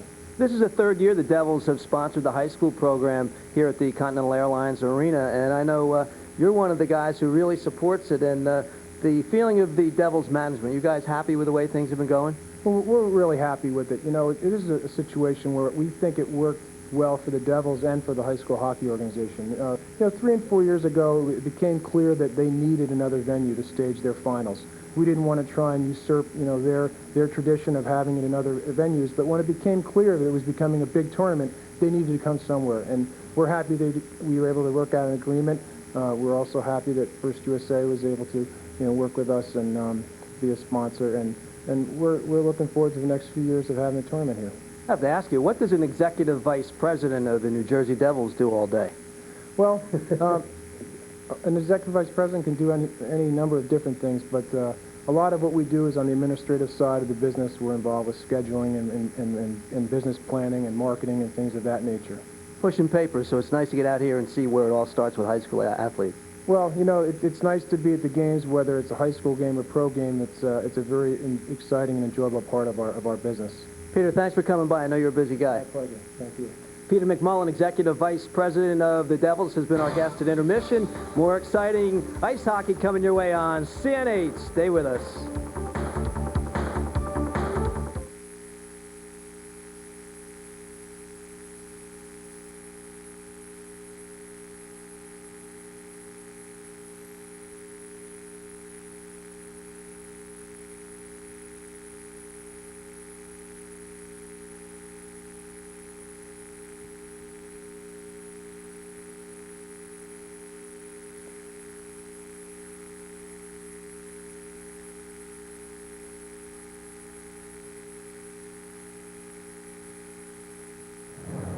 Back here live at Continental Airlines Arena. Through 2 periods, the Hudson Catholic Hawks breezing 4-1 over the Bees of Bayonne. Well, we have played 2 periods, and Pete Caggiano, as you take a look at that second period, you kind of understand why the Hudson Catholic Hawks came in a higher seed and maybe favored in this tilt tonight. Well, they're playing very well. In the second period, just like the first period.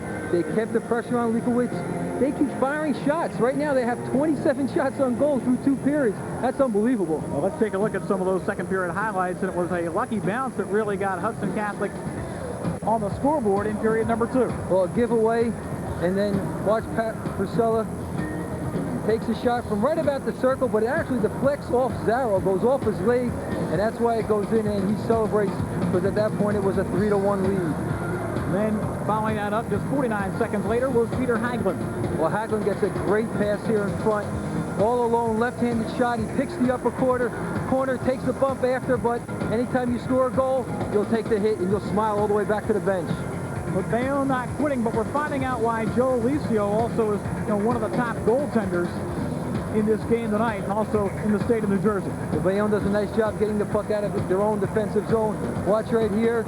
As Watson, watch the save by Alicio using the right pad on Watson, denying him his 46th goal, and then Bayonne doesn't stop. They keep the pressure up. Centering pass from behind the net. Again, Alicio has to make the save, and he holds on for the whistle as Hudson Catholic joins in to help him out. And even though Bayonne down 4-1, they keep storming the net. Good opportunity by Meisick coming up here. Well, you see the behind-the-pack pass by Watson, and then Meisick, good dipsy-doodle move, lets the backhand go. Sprawling Alicio makes the save with the right arm and stick. He's doing everything to keep the score at just 1 for Bayonne. So Joe Alicio standing tall in the goal tonight. As you said, Peter, he continues to stop almost everything they've thrown at him. Now, Bayonne does have 1 goal tonight, but that is exactly what Alicio has given up, average-wise, in the playoff run this year. So after that first goal goes in, Alicio has proven he can shut the door, and he's been able to do that. Let's take a look at our stats through 2 periods, and you'll see right now the shots on goal, well, 27-13, a big edge for the Hawks of Hudson Catholic. Also, the face-offs really not in question. The penalties are even. We'll be back with the 3rd period coming up as Hudson Catholic's in command, 4-1 over Bayonne. Stay with us on CN8.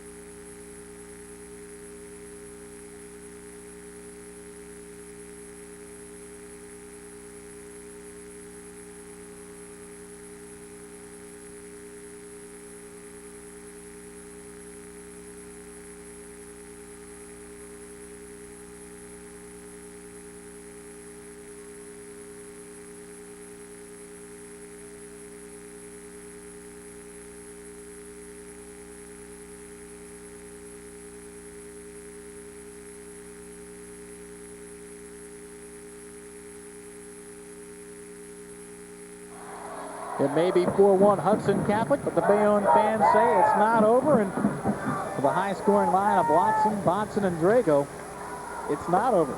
Bayonne in the maroon as we start this 3rd period. Hudson Catholic leading by a score of 4-1, and the Bees have the puck. And here comes Dave Watson. Bayonne on a power play to start this 3rd period. 41 seconds left in the man advantage. Hudson behind the net, throws it out front. 1 shot, 2 shots, and it goes wide. Earlier in the game, Alicio did not have a whole lot of work, but ever since the 5 minutes remaining in the 1st period, he's been busy. Dave Watson tries to put it on the goal line for Drago. Drago has the puck at his feet, wants to center, takes it back, now straight away to the point. It goes right, just a little bit wide to the net. That's a pretty good shot from the point. Watson trying to set up a play from behind the net. Has it, wants to throw it out front, continues to dig. Watson goes in the corner for it. Takes a hit from behind, throws it back to Zarro at the point. It goes over the stick of Drago. And Lawson tries to get it in the corner. Hudson Catholic trying to pick it up, but Watson has it, and here he comes again. Now it goes to the corner. right in front. Boxing took a swipe at it. Back to the point. Zero's shot just goes wide. Kept it by Mysick. Power play is over. Lawson upended as he tries to center a pass. This one's going to be kept in, though. Drive, score! It was tipped on the way in. Great shot by Steven Zero. And it's a 4-2 game with 13:23 to go, and we're not done yet. Steven Zero, one of the captains.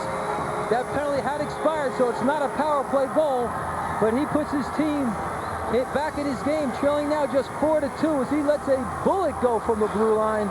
Good work here by Bayonne throughout the entire power play. Watch as the shot comes in. I don't know if it hit the leg of the Hudson Catholic player in front, but it kind of changed direction. Maybe we can see from this angle. I think it goes. Nope. Alicio just misses it. He goes up with the blocker, but he was down early. He was on his knees already. Couldn't get his arm high enough, and it beats him up over the right shoulder. And just a minute and a half in, it's now 4-2. So Zaro will pick up his 5th goal of the season. Lawson has an assist. And here comes Smith. Smith rolls it to the corner as Bayonne has new life, trailing 4-2 with 13 minutes to play.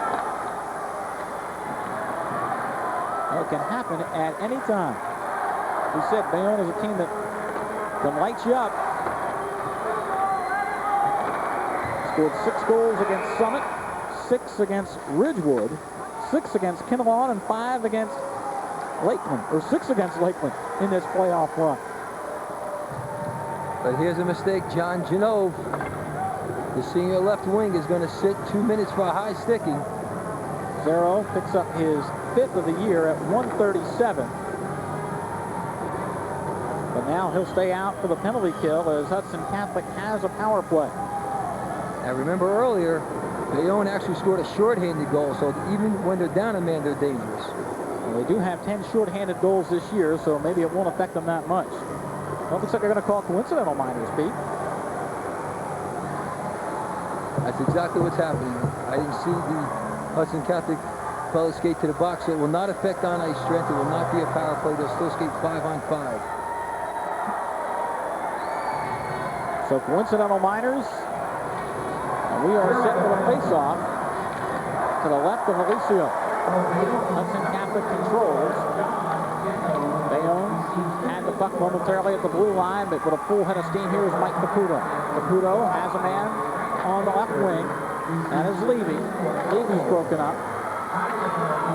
Now Levy, or rather Caputo, tries to play for Levy behind the net. Peter Haglund wants to dig it free. Caputo rolls it right in. Oh, and fanning was Logan Levy. He had Lukowicz down and out, but couldn't pull the trigger. Now the shot from Ortolano goes wide, and he's all the way back to the far point. But credit Scott Lukowicz for distracting him and also taking away most of the net. That's why he wasn't able to get a good shot off. Ooh, right in front. Zaro tips another one, and the goaltender has to come up with a glove and make the save. But that's not the way you want to tip it. You don't want to tip it back into your old goaltender. If you're going to get a piece of it, get a big piece. You must stop it. You can't just redirect it, or your own goaltender will get beat. Elbow and high stick will be the call on the 2 penalties. Coach Boehm pacing as he knows his team is down 2 and looking up at the time. 12:02 to go in this one. Who says goalies don't have eyes in the back of their head? Scott Lukowicz does. Facing a team like Hudson Catholic, you might need them. Absolutely, especially the way Ryan Trott sits up back there. And right there is Lukowicz to put a hand on the puck before it comes in the crease area. Stops play with 11:52 to go. Played a very strong game tonight, Scott. Came into tonight with a playoff average of just 1.8 goals against for the 5 playoff games. Pepper tonight with 27 shots. And he's given up 4. And you can't fault him on any one of the 4. No, I don't think so. Sometimes he had a deflection off his own defenseman. Another time he had a player unchecked right in the slot. You can't give up opportunities like that and expect the goaltender to come up big every time. Racing back for the loose puck is Tom Steinel. He gets a little ice time. spun around is Brian Russell. And the Bees are trying to pick it up in their own end and come out with it.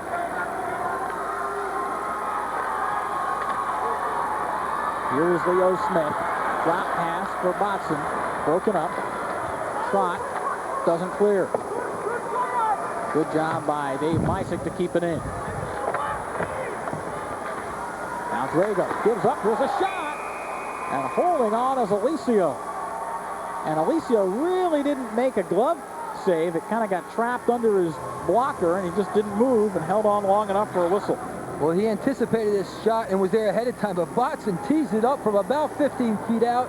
Alicio almost traps it against his chest. You're right, Mick. He doesn't have time to get his glove up to catch it and just wraps his arms around his body to hold on. Look at his eyes. You see, those are the eyes of a goaltender, piercing, because he must see the puck from the instant it leaves the stick. That's how quick they have to react. The instant it leaves the stick. That's why deflections and redirections are so tough, because they start the movement of their save right away, and any difference in the track of the puck throws them off.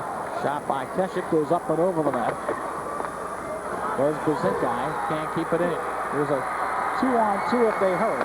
The shot by Hagelin goes kind of almost out the other side of the goaltender, Lukowicz. Luckily nobody on the far wing.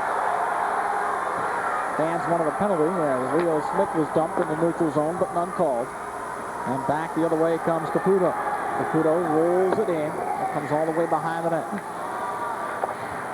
Zarro run off the play. You see the shots this period, Bayonne 3-1. So they're taking the offensive, have the Bees as they got to get back in it. They trail 4-2. This will be an icing call against Bayonne. No, they're going to wave it off. They feel the Bayonne player, the Hudson Catholic player could have played the puck before it reached the goal line. Here comes Jason Odolano. Across the line, winds up. Knocked down at the fence by Steven Zarro. Almost a break out the other way. And now you have a whistle to stop play.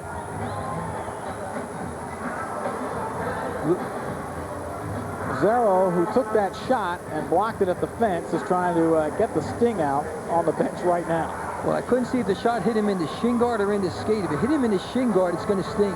If it hits you in the skate, that's a tremendous amount of pain, because the tongue of the skate does not have a lot of padding on it. And if it hits you flush right on the tongue, right on the laces, that can hurt for a long time. Jumping down on the mouthpiece is Zarro, as the faceoff is controlled by Hudson Catholic on their own end, and they have to come out. They have a 4-2 lead, and the puck will go all the way into the zone where Levy throws it toward the net. Ogola was crashing in the zone, but too far ahead of him, and there's a 2-on-2 back the other way. Drop pass. They try to set up Lawson, and he was upended. Now Levy comes back, 2-on-1 developing. Levy takes the drive, hand save, and Levy goes down and kind of clutches his wrist. But I think he's all right. That's all right, but we're going to get a penalty down the other end, because Lagola will sit 2 minutes for hooking behind the play. Lagola did a great job before back-checking on the Bayonne rush. And then the Bayonne player kind of tugged at Lagola, and Lagola got upset and pulled him down. But here comes the real hard shot as he winds up in full stride. Notice the bend of the stick as he lets the shot go. It's almost like a golf club. If you ever watch a golfer swing, the club even bends. Watch right there. He gets hooked there, and he gets a little upset. Now, as he goes down, he's going to take a swipe. Right?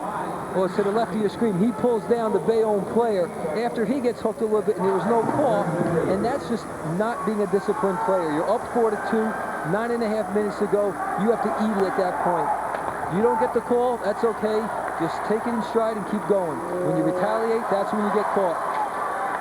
Each team 0 for 2 on the power play. Hudson Catholic with more power play shots though tonight. Good hit behind the net by Botson. Bayonne with a man advantage. We'll see if they can capitalize here. They are down by 2 at 4-2. Lawson gives up for Drago. He's run off, but Lawson picks it back up. 3-on-1 if they hurry. Drop pass. Botson. He's walking on in, and he didn't get the shot away. Pretty good job there by Brian Russell to get in the way and bollocks up the attack. One too many moves by Botson. He had an opportunity. Should have shot earlier or passed. He carried it one stride too many. Caputo behind the net. He's going to try to center it. Even though they're a man down, Caputo trying to go for another goal, and somehow he throws it behind the back, right in on the goaltender, and Lukowicz makes the save. What a move by Caputo. Caputo, the senior, the Staten Island native, does a great job. Now you know why he has 15 goals, because even though he's killing a penalty, he still dances around. And he made half of those moves from one knee.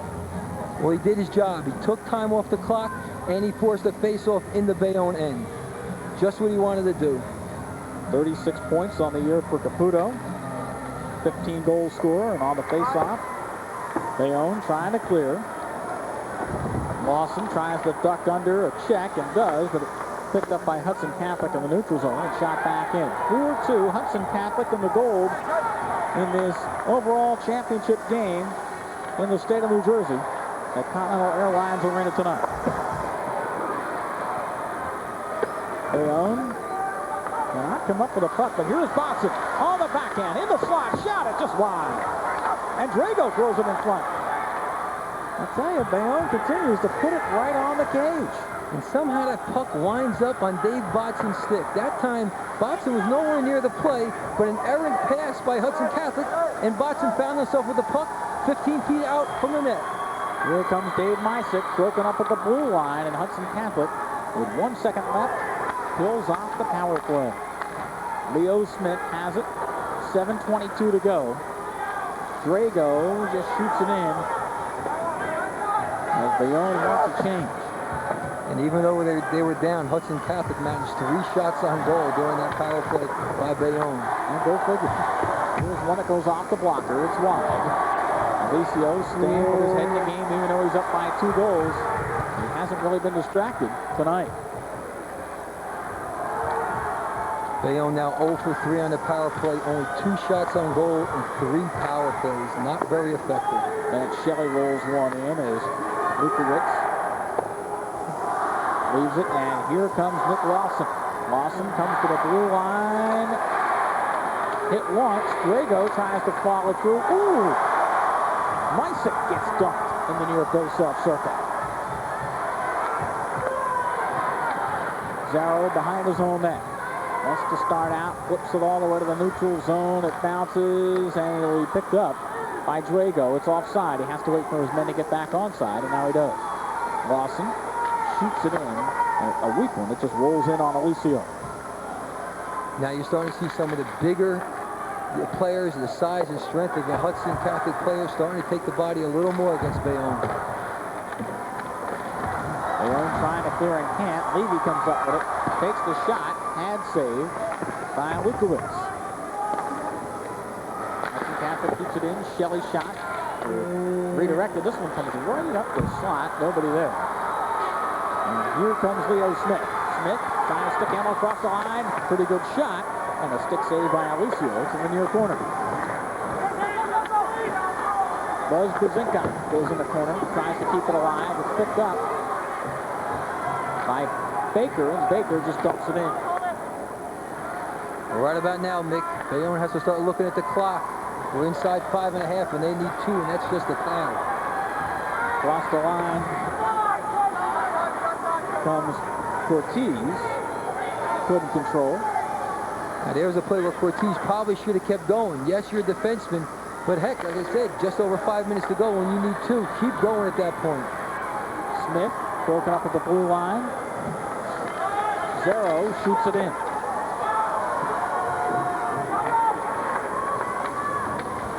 Smith lost his stick. Zarrow now shoots it in. His team has to clear, though, or it's offside, and they do. Ortolano plays forward for Priscilla, who's got one of the 4 goals tonight for Hudson Catholic. But here's Botson, makes a move, coming down the slot and run off the play. You got to put 2 men on him or he's going to make you pay. Again, Botson, 1 too many moves. You got the puck and you're that far out, 15, 20 feet, shoot it. Offside play here as Botson got checked into the boards and was never able to come out of the zone. Another look at how Botson, though, takes it to the net. If you don't have 2 men on him, bad things will happen. Well, he's done this a few times. 1 too many moves. You're inside. He tried to cut back again to his forehand. You're only 15 feet out. The defenseman stride for stride with you. Let it go. Use the defenseman as a screen rather than try to go around them. Even if you go around them, there's no room. You're going to be on top of the goaltender. 33-18, Hudson Catholic, the big advantage in shots, although Bayonne almost even with them so far in this third period, but they have to keep the pressure on if they're going to climb back in. 4:21 to go, and Hudson Catholic leads it by a score of 4-2, and I think we're going to have a timeout. I believe it's going to be the Hudson Catholic Hawks who are going to use timeout, and Harvey Boehm will also take advantage of this and give his team a chance for a 1-minute rest and work on strategy, whether he's going to pull his goaltender, Scott Lukowitz, or not. Well, while we have a timeout, a chance to tell you that our March to Victory will continue tomorrow. We'll be live at Rutgers at 6 o'clock. Bruce Beck and Rob Kennedy will have the finals of the Boys and Girls Tournament of Champions. The girls game, Red Bank Catholic against Toms River North, and then Camden and Seton Hall Prep on the boys' side as the Pirates try to defend their TOC title. Of course, you'll see it live tomorrow night from the rack right here on CN8. You can always check out our schedule, too, at www.cn8.com. Our last stop on our March to Victory. We're still pacing along here with 4:21 to go. Bayonne fans are happy, but their team is down by 2. They're going to need that top line to just kick it into another gear if they have anything left, Pete. Well, that is 4 minutes, 21 seconds remaining. The band is trying to get them pumped up. But as you mentioned, it's a tough task here. 4-2, you're playing against a team that on paper, most people would say is the favorite right now in this tournament. Joe Alicio giving up 2 tonight as he has faced 18 shots. Scott Lukowitz has given up 4, but he has faced a lot more. He's faced 33. Now, these two teams met twice last year. Both times, Hudson Catholic won big, 8-1 and 8-2, so it shows you how far along Bayonne has really come, as here, late in the game, they are down by just a score of 4-2. That's because last year they both played in the same division, the National B. Because Hudson Catholic won the National B last year, this year they moved up to the National A. So they did not meet in the regular season, did these two teams.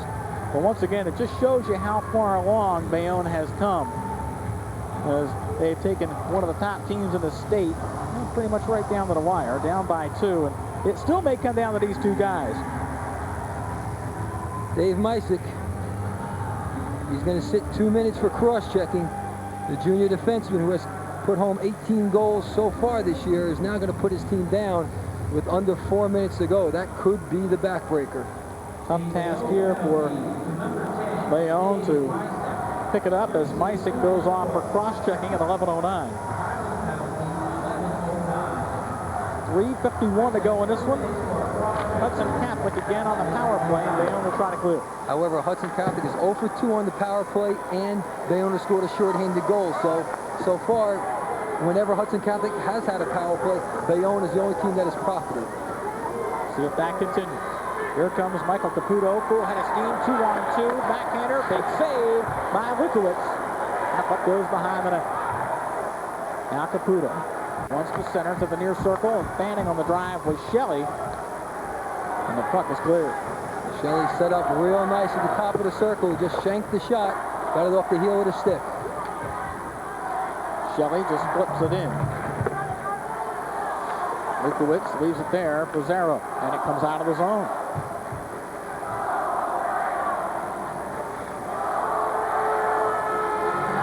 .258 to go, and here's an icing.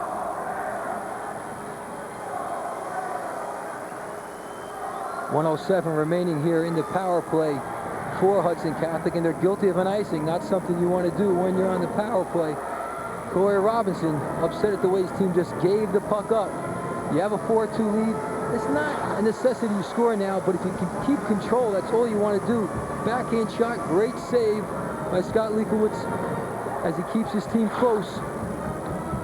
He's doing just about everything asked of him. You're right, Pete. And plus you don't want to ice the puck and now have a face-off to the left of your own goaltender back in your own end. And anytime you give Dave Botson a chance in the face-off circle, he could possibly shoot it right from the circle. Well, he's a left-handed shot. I don't know if he can do it when the face-off is on the right circle. I believe now a timeout is going to be taken by Bayonne. No, what Harvey's doing, Harvey Boehm, what he's doing, instead of taking a timeout, he's changing goaltenders.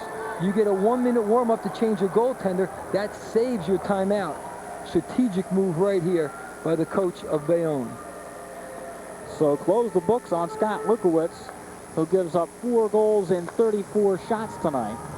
Don't say that so quick. I bet you right after the first whistle, because you have to wait for the first whistle, Lukowitz will come back in. You know, this may be a strategic move, like you say, so maybe the books aren't closed on Lukowitz, but Frank Montori, a sophomore, will get a chance to at least play for a while until the next whistle blows. So Montori, the sophomore, 6'2", 200 pounds, or 5'9", 200 pounds, I'll take that back, gets a chance to warm up. And this, like you say, is a pretty strategic move at this point, Pete. Well, that's what he's trying to do. He's trying to gain every advantage and still hang on to his timeout. By the way, Mick, if anybody's interested, they're around the Menin Arena tomorrow night. It's the senior all-star game at the Menin Arena tomorrow night, and some of the players that are on the ice tonight will be there. Mike Caputo for Hudson Catholic, Ryan Trott, Dave Botson for Bayonne will be one of the players participating, as well as Brian Russell from Hudson Catholic, and of course the goaltender Scott Lukowitz from Bayonne will all be represented tomorrow night at the Menin Arena. Menin Arena in Morris County, part of New Jersey that has seen some great hockey for year in and year out. Well, that league has really expanded up there, the Morris County League. In fact, they're thinking about putting a 3rd surface. In fact, it's in the plans. It hasn't been built yet at the Menin Arena. It'll have 3 ice surfaces probably in about 2 years. Well, big face-off here in the Hudson Catholic end. And maybe a little one-upsmanship as Coach Robinson pacing back and forth. His team is 257 away from the title. Hudson Catholic wins the draw, however, and now Shelley has to clear, and the puck will come out. Here comes Frank Baker. Baker winds it around behind Montori. Nice hit there on Lagola, but Lagola keeps it alive. Now Baker will pick it up. Had a man in Trot in the slot, didn't find him. Baker goes back to the point with it for Russell. Almost broken up by Botson. Here comes Russell. Closing. Shot. Knocked down at the fence. Baker has it.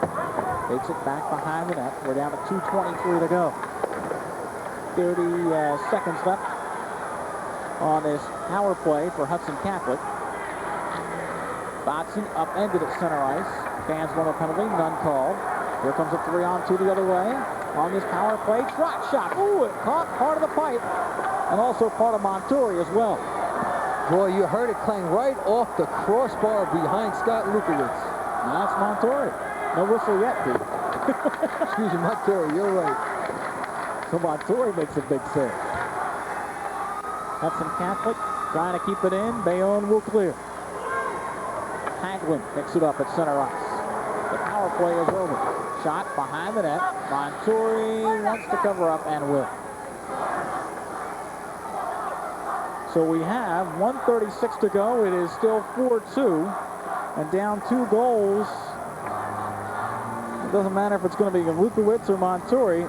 These guys want to celebrate, but I think we're still going to see a 6th attacker on the ice very shortly. Probably will, and they're getting positioned. They're getting ready. They're looking at the clock. They say 1:36 remaining. That'll take about 2 minutes to play that 1:36, and then I'm jumping over. Well, neither of these two teams have ever gone this far in state competition. This will be their first state title for Hudson Catholic. The fans saying, hey, hey, goodbye, but we still have 1:36 to go. Shot from the point. Montori makes the save, and it goes wide. Behind the net, Peter Haglin. Backhand attempt goes up on the net. Now it comes on. The Hawks have it. Back to the point. Ortolano takes the drive. Montori makes the save. He's played well. He's done a fine job on the few shots that he faced. Coming out, breaking down the angle, using both the stick and the legs to make the save. Joe Alicio has played well tonight as he has only given up 2 goals. And some people may ask, why isn't Joe Alicio, second-team All-Star, playing in the All-Star game tomorrow night at Menin? It's because it's for seniors only. He'll have his chance next year. Haglin ready for the face-off here. He wins the draw. Shot just goes wide. Now Michael Caputo gives chase. He'll roll it to the net. Montori sticks out of sight. Last minute of play in the third period. 4-2, Hudson Catholic with the lead. They are 1 minute from winning this overall state championship. Tom Steinel with the puck, just shoots it into the zone as the crowd's counting it down. 44 seconds to go. Chance for maybe 1 or 2 more rushes for Bayonne. They put up a pretty good fight tonight. And here comes Caputo. Caputo coming in, ridden off by Zarro. Hudson Catholic players just standing back on the blue line, not even penetrating right now, just waiting for the last 15 to 17 seconds to tick off. 16 seconds to go. Hagelin will backhand it into the zone. The net is empty. And the puck shot the length of the ice. Icing not called. They're going to let it run down.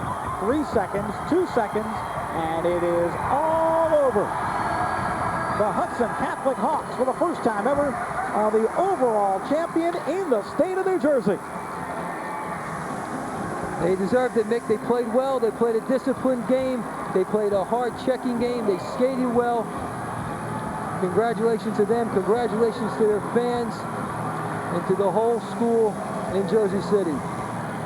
Cory Robinson, his first championship, and you see him blow a sigh of relief there.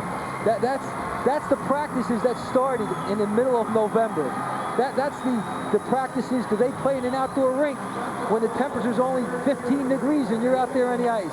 This is why it's worth it to have this feeling right here tonight on the ice. So your champion in the state of New Jersey for the year 2000, the Hudson Catholic Hawks, an overall record of 22 wins, 4 losses, and 2 ties. They defeated Seton Hall Prep for their parochial championship and also unseated the defending overall champion. And now they are the #1 team in the state of New Jersey by virtue of their 4-2 win tonight over the Bees from Bayonne. Well, as the saying goes, to be the best, you have to beat the best. And throughout the process here of the playoffs, Hudson Catholic did that, and they deserve the crown that will be placed upon their head tonight. Well, this game really had everything that we thought it would, as Joe Alicio stood tall in the nets tonight for Hudson Catholic. Dave Botson had a goal tonight for Bayonne, and he had several chances walking right on in, and Alicio stood tall. And well, you could say Alicio maybe got the better of Botson tonight.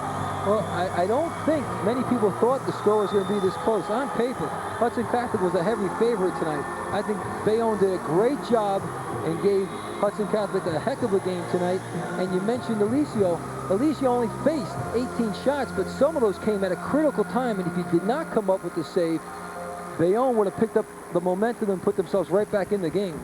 Well, the traditional handshake now at center ice, as even though we saw a lot of heavy hits out there tonight, both teams kind of put that aside. As we mentioned, 3 of the players on the Hudson Catholic roster actually live in Bayonne, and one of them had a goal tonight. And Patrick Priscilla, the freshman. Brian Russell was a major contributor also for Hudson Catholic this evening.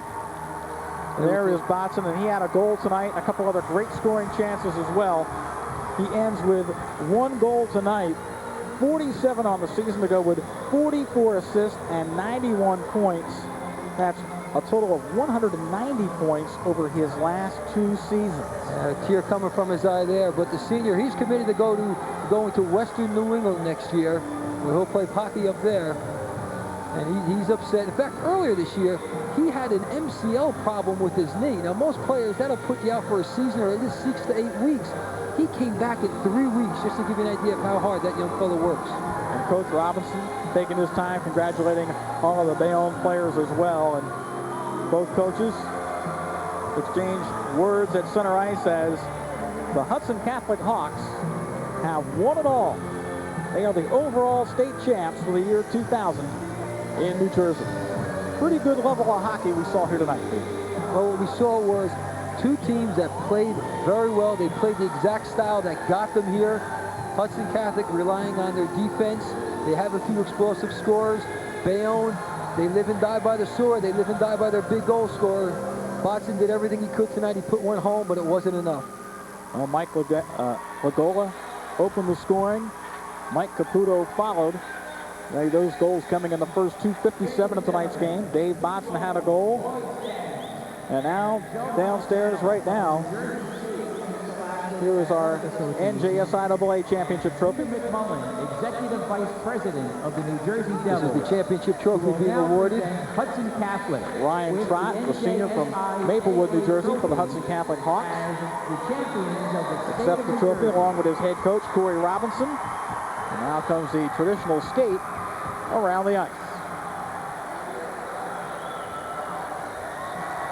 This is something every player looks forward to. There's nothing more than taking a victory lap, whether you now see it in baseball. If you notice the past couple of years when the Yankees won the World Series, they do a victory lap in their own building. When Cal Ripken retired, or when he missed his first game after setting the record, he took a victory lap. That's the new thing athletes do now. You take a victory lap, and that all started right here on the ice.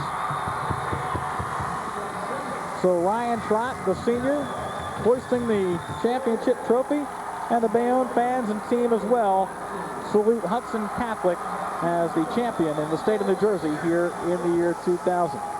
Now also, the public school champs, can't say too much about Bayonne. As we mentioned, here was a team that lost 2 major games last year to Hudson Catholic and then went toe-to-toe with them in the final here tonight. They played well. Bayonne had a great run. In the last 5 playoff games, they handily defeated their opponents. They just ran into a bigger, stronger team tonight. Mick, this may be the slowest victory lap I've ever seen. In about 40 seconds, they've only gone about a quarter of the ice. Well, we'll be back to catch up with the winners if they can make their way down to Bob Lampinen in just a moment. Stay with us. The postgame around the corner coming up right here on CN8.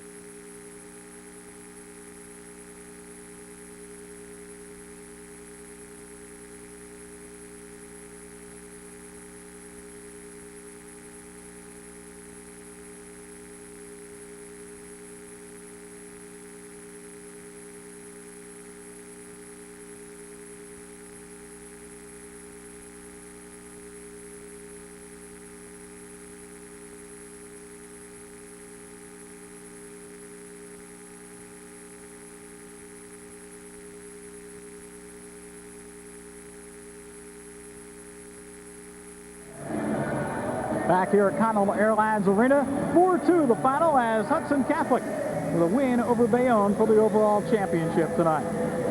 Well, right now downstairs, Bob Lampinen is standing by to continue our postgame.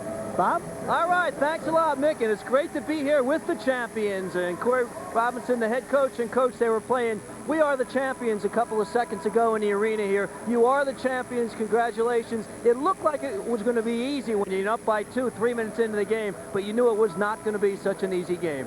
The Hudson County rivalry, no matter what year it is, when the game's played, it's always a good one. Never an easy one. What do you think was the key to your success coming into this one? Strong goaltending, good defense, and balance up front. That was the key all year. We were able to work as many guys into the lineup up front. Defensively, we got 4 strong ones, and you know the guy standing to your right. This is your first championship, overall championship at Hudson Catholic. What's it mean to yourself as a coach and, of course, to your school? Dream come true. I try to tell these guys 15 years ago I won a state championship, New York State championship with Severian High School. 15 years ago to this day, I tell them it might be a special day for all of us one more time. And they really came through for me. They didn't play as good as they played the other night. I think we were a little bit tired. Perhaps the practice yesterday took a little bit out of their legs, but we responded, and we got strong goaltending again, so great feeling. Can't match it. Coach, just as you remember it 15 years ago, I'm sure these youngsters will remember this one the rest of their lives. That was the pre-game talk. This is a memory they could take with them the rest of their lives. And 10 years, 20 years from now at a high school reunion, they're going to be sitting there with their wives and kids sitting at a table. They're going to pop a video in from CN8, and they'll never forget this. All right, Coach. I'd like to thank Lou Lamorello and the Devils for putting on just a great tournament. It was just phenomenal, and Kevin Dessart, Mike Levine, everybody did a professional job, and especially CN8. All right, well said. Congratulations. Great job. Very much. All right, and the coach said that goalkeeping is the key. Joe Alicio is with us now. Joe, we're going to talk to you again tonight because you're the man between the pipes. It wasn't as easy as some people thought it was going to be. Oh, no, it wasn't. We came out strong, and then after they scored, when it was 2-0, they scored. It just seemed that we let down a little bit. Second period, we came out, played pretty good, and third period, we played pretty good too. But it wasn't as easy as everybody's going to say. The feeling you're experiencing right now, does it make all those long practices and cold weather practices and all the aggravation you go through in your workouts all worthwhile? Oh yeah, definitely worthwhile. So what's the conversation going to be back at school tomorrow about this one? Of course, some of your friends also playing on the opposition at Bayonne. I really don't know. I mean, when we went back to school today, we got a lot of congratulations from kids, teachers, students. So I think we'll be welcomed the same way, maybe a little more. Always a lot of pressure on goalkeepers in big games, and throughout the tournament, you really played tremendously. Getting ready for the games, is that a problem for you mentally? And of course, coming into the game when you're under the onslaught that you face sometimes, how do you keep your composure? You just, like I said last night, you block everything out, and you just got to play. You got to know, you know what you got to do. It comes like second nature to you, so you know what you got to do. Pretty proud of all your teammates right now, are you? Yes, definitely. Well, listen, I want to congratulate you. What your coach said is absolutely true. You will enjoy the championship tonight, but as the years go by, it'll become even bigger. Oh, definitely will be bigger. Well, you heard the song before. You are the champion, so go join your teammates. All right, thanks a lot. Congratulations, Joe. Joe Alicio, what a tremendous tournament he had between the pipes. Just did a great job in the goal. Goalkeeping, of course, wins big games, and this was a big game for Hudson Catholic. Congratulations. They're the overall state champs. Send it back upstairs. All right, thanks very much, Bob Lampinen. And you take a look at the game summary, Pete, and you'll see the 4-2 final. Botson did have a goal. We said he was, a great scorer, and he stepped it up tonight for his 47th, but just too much firepower for Hudson Catholic. Hudson Catholic did everything they had to do. As you heard the coach say, they had a little slip there in the middle of the game, but then they rebounded, came on strong at the end, and held Bayonne. Take a look at your final stats, too, and you'll see the shots on goal. Well, they really told the story as well. 37-18, big advantage there. Scoring chances, outstanding, 24-12. Face-offs all the way down the line, pretty much the favor of Hudson Catholic. They did everything they had to do tonight. Well, it has been a great night tonight as Hudson Catholic wins this one. And Pete, what can you say? They came in as probably the team to beat, and they proved all year long that they were going to be in the upper echelon, no doubt about it. Well, Cory Robinson did a great job with the squad. Ever since the beginning of the year, this was their goal. They missed out on the chance to win the Gordon Cup. They made up for it tonight. Well, once again, 4-2 final as Hudson Catholic wins it over Bayonne, and they are the overall champions in the state of New Jersey. Now for our producer, Sean Spurry, our director, John Anderson, for Bob Lampinen and Pete Caggiano, I'm Mick Monaghan. Thanks for joining us live from Continental Airlines Arena, where once again your final score, Hudson Catholic wins it 4-2, and they are the overall state champions. So long, everybody.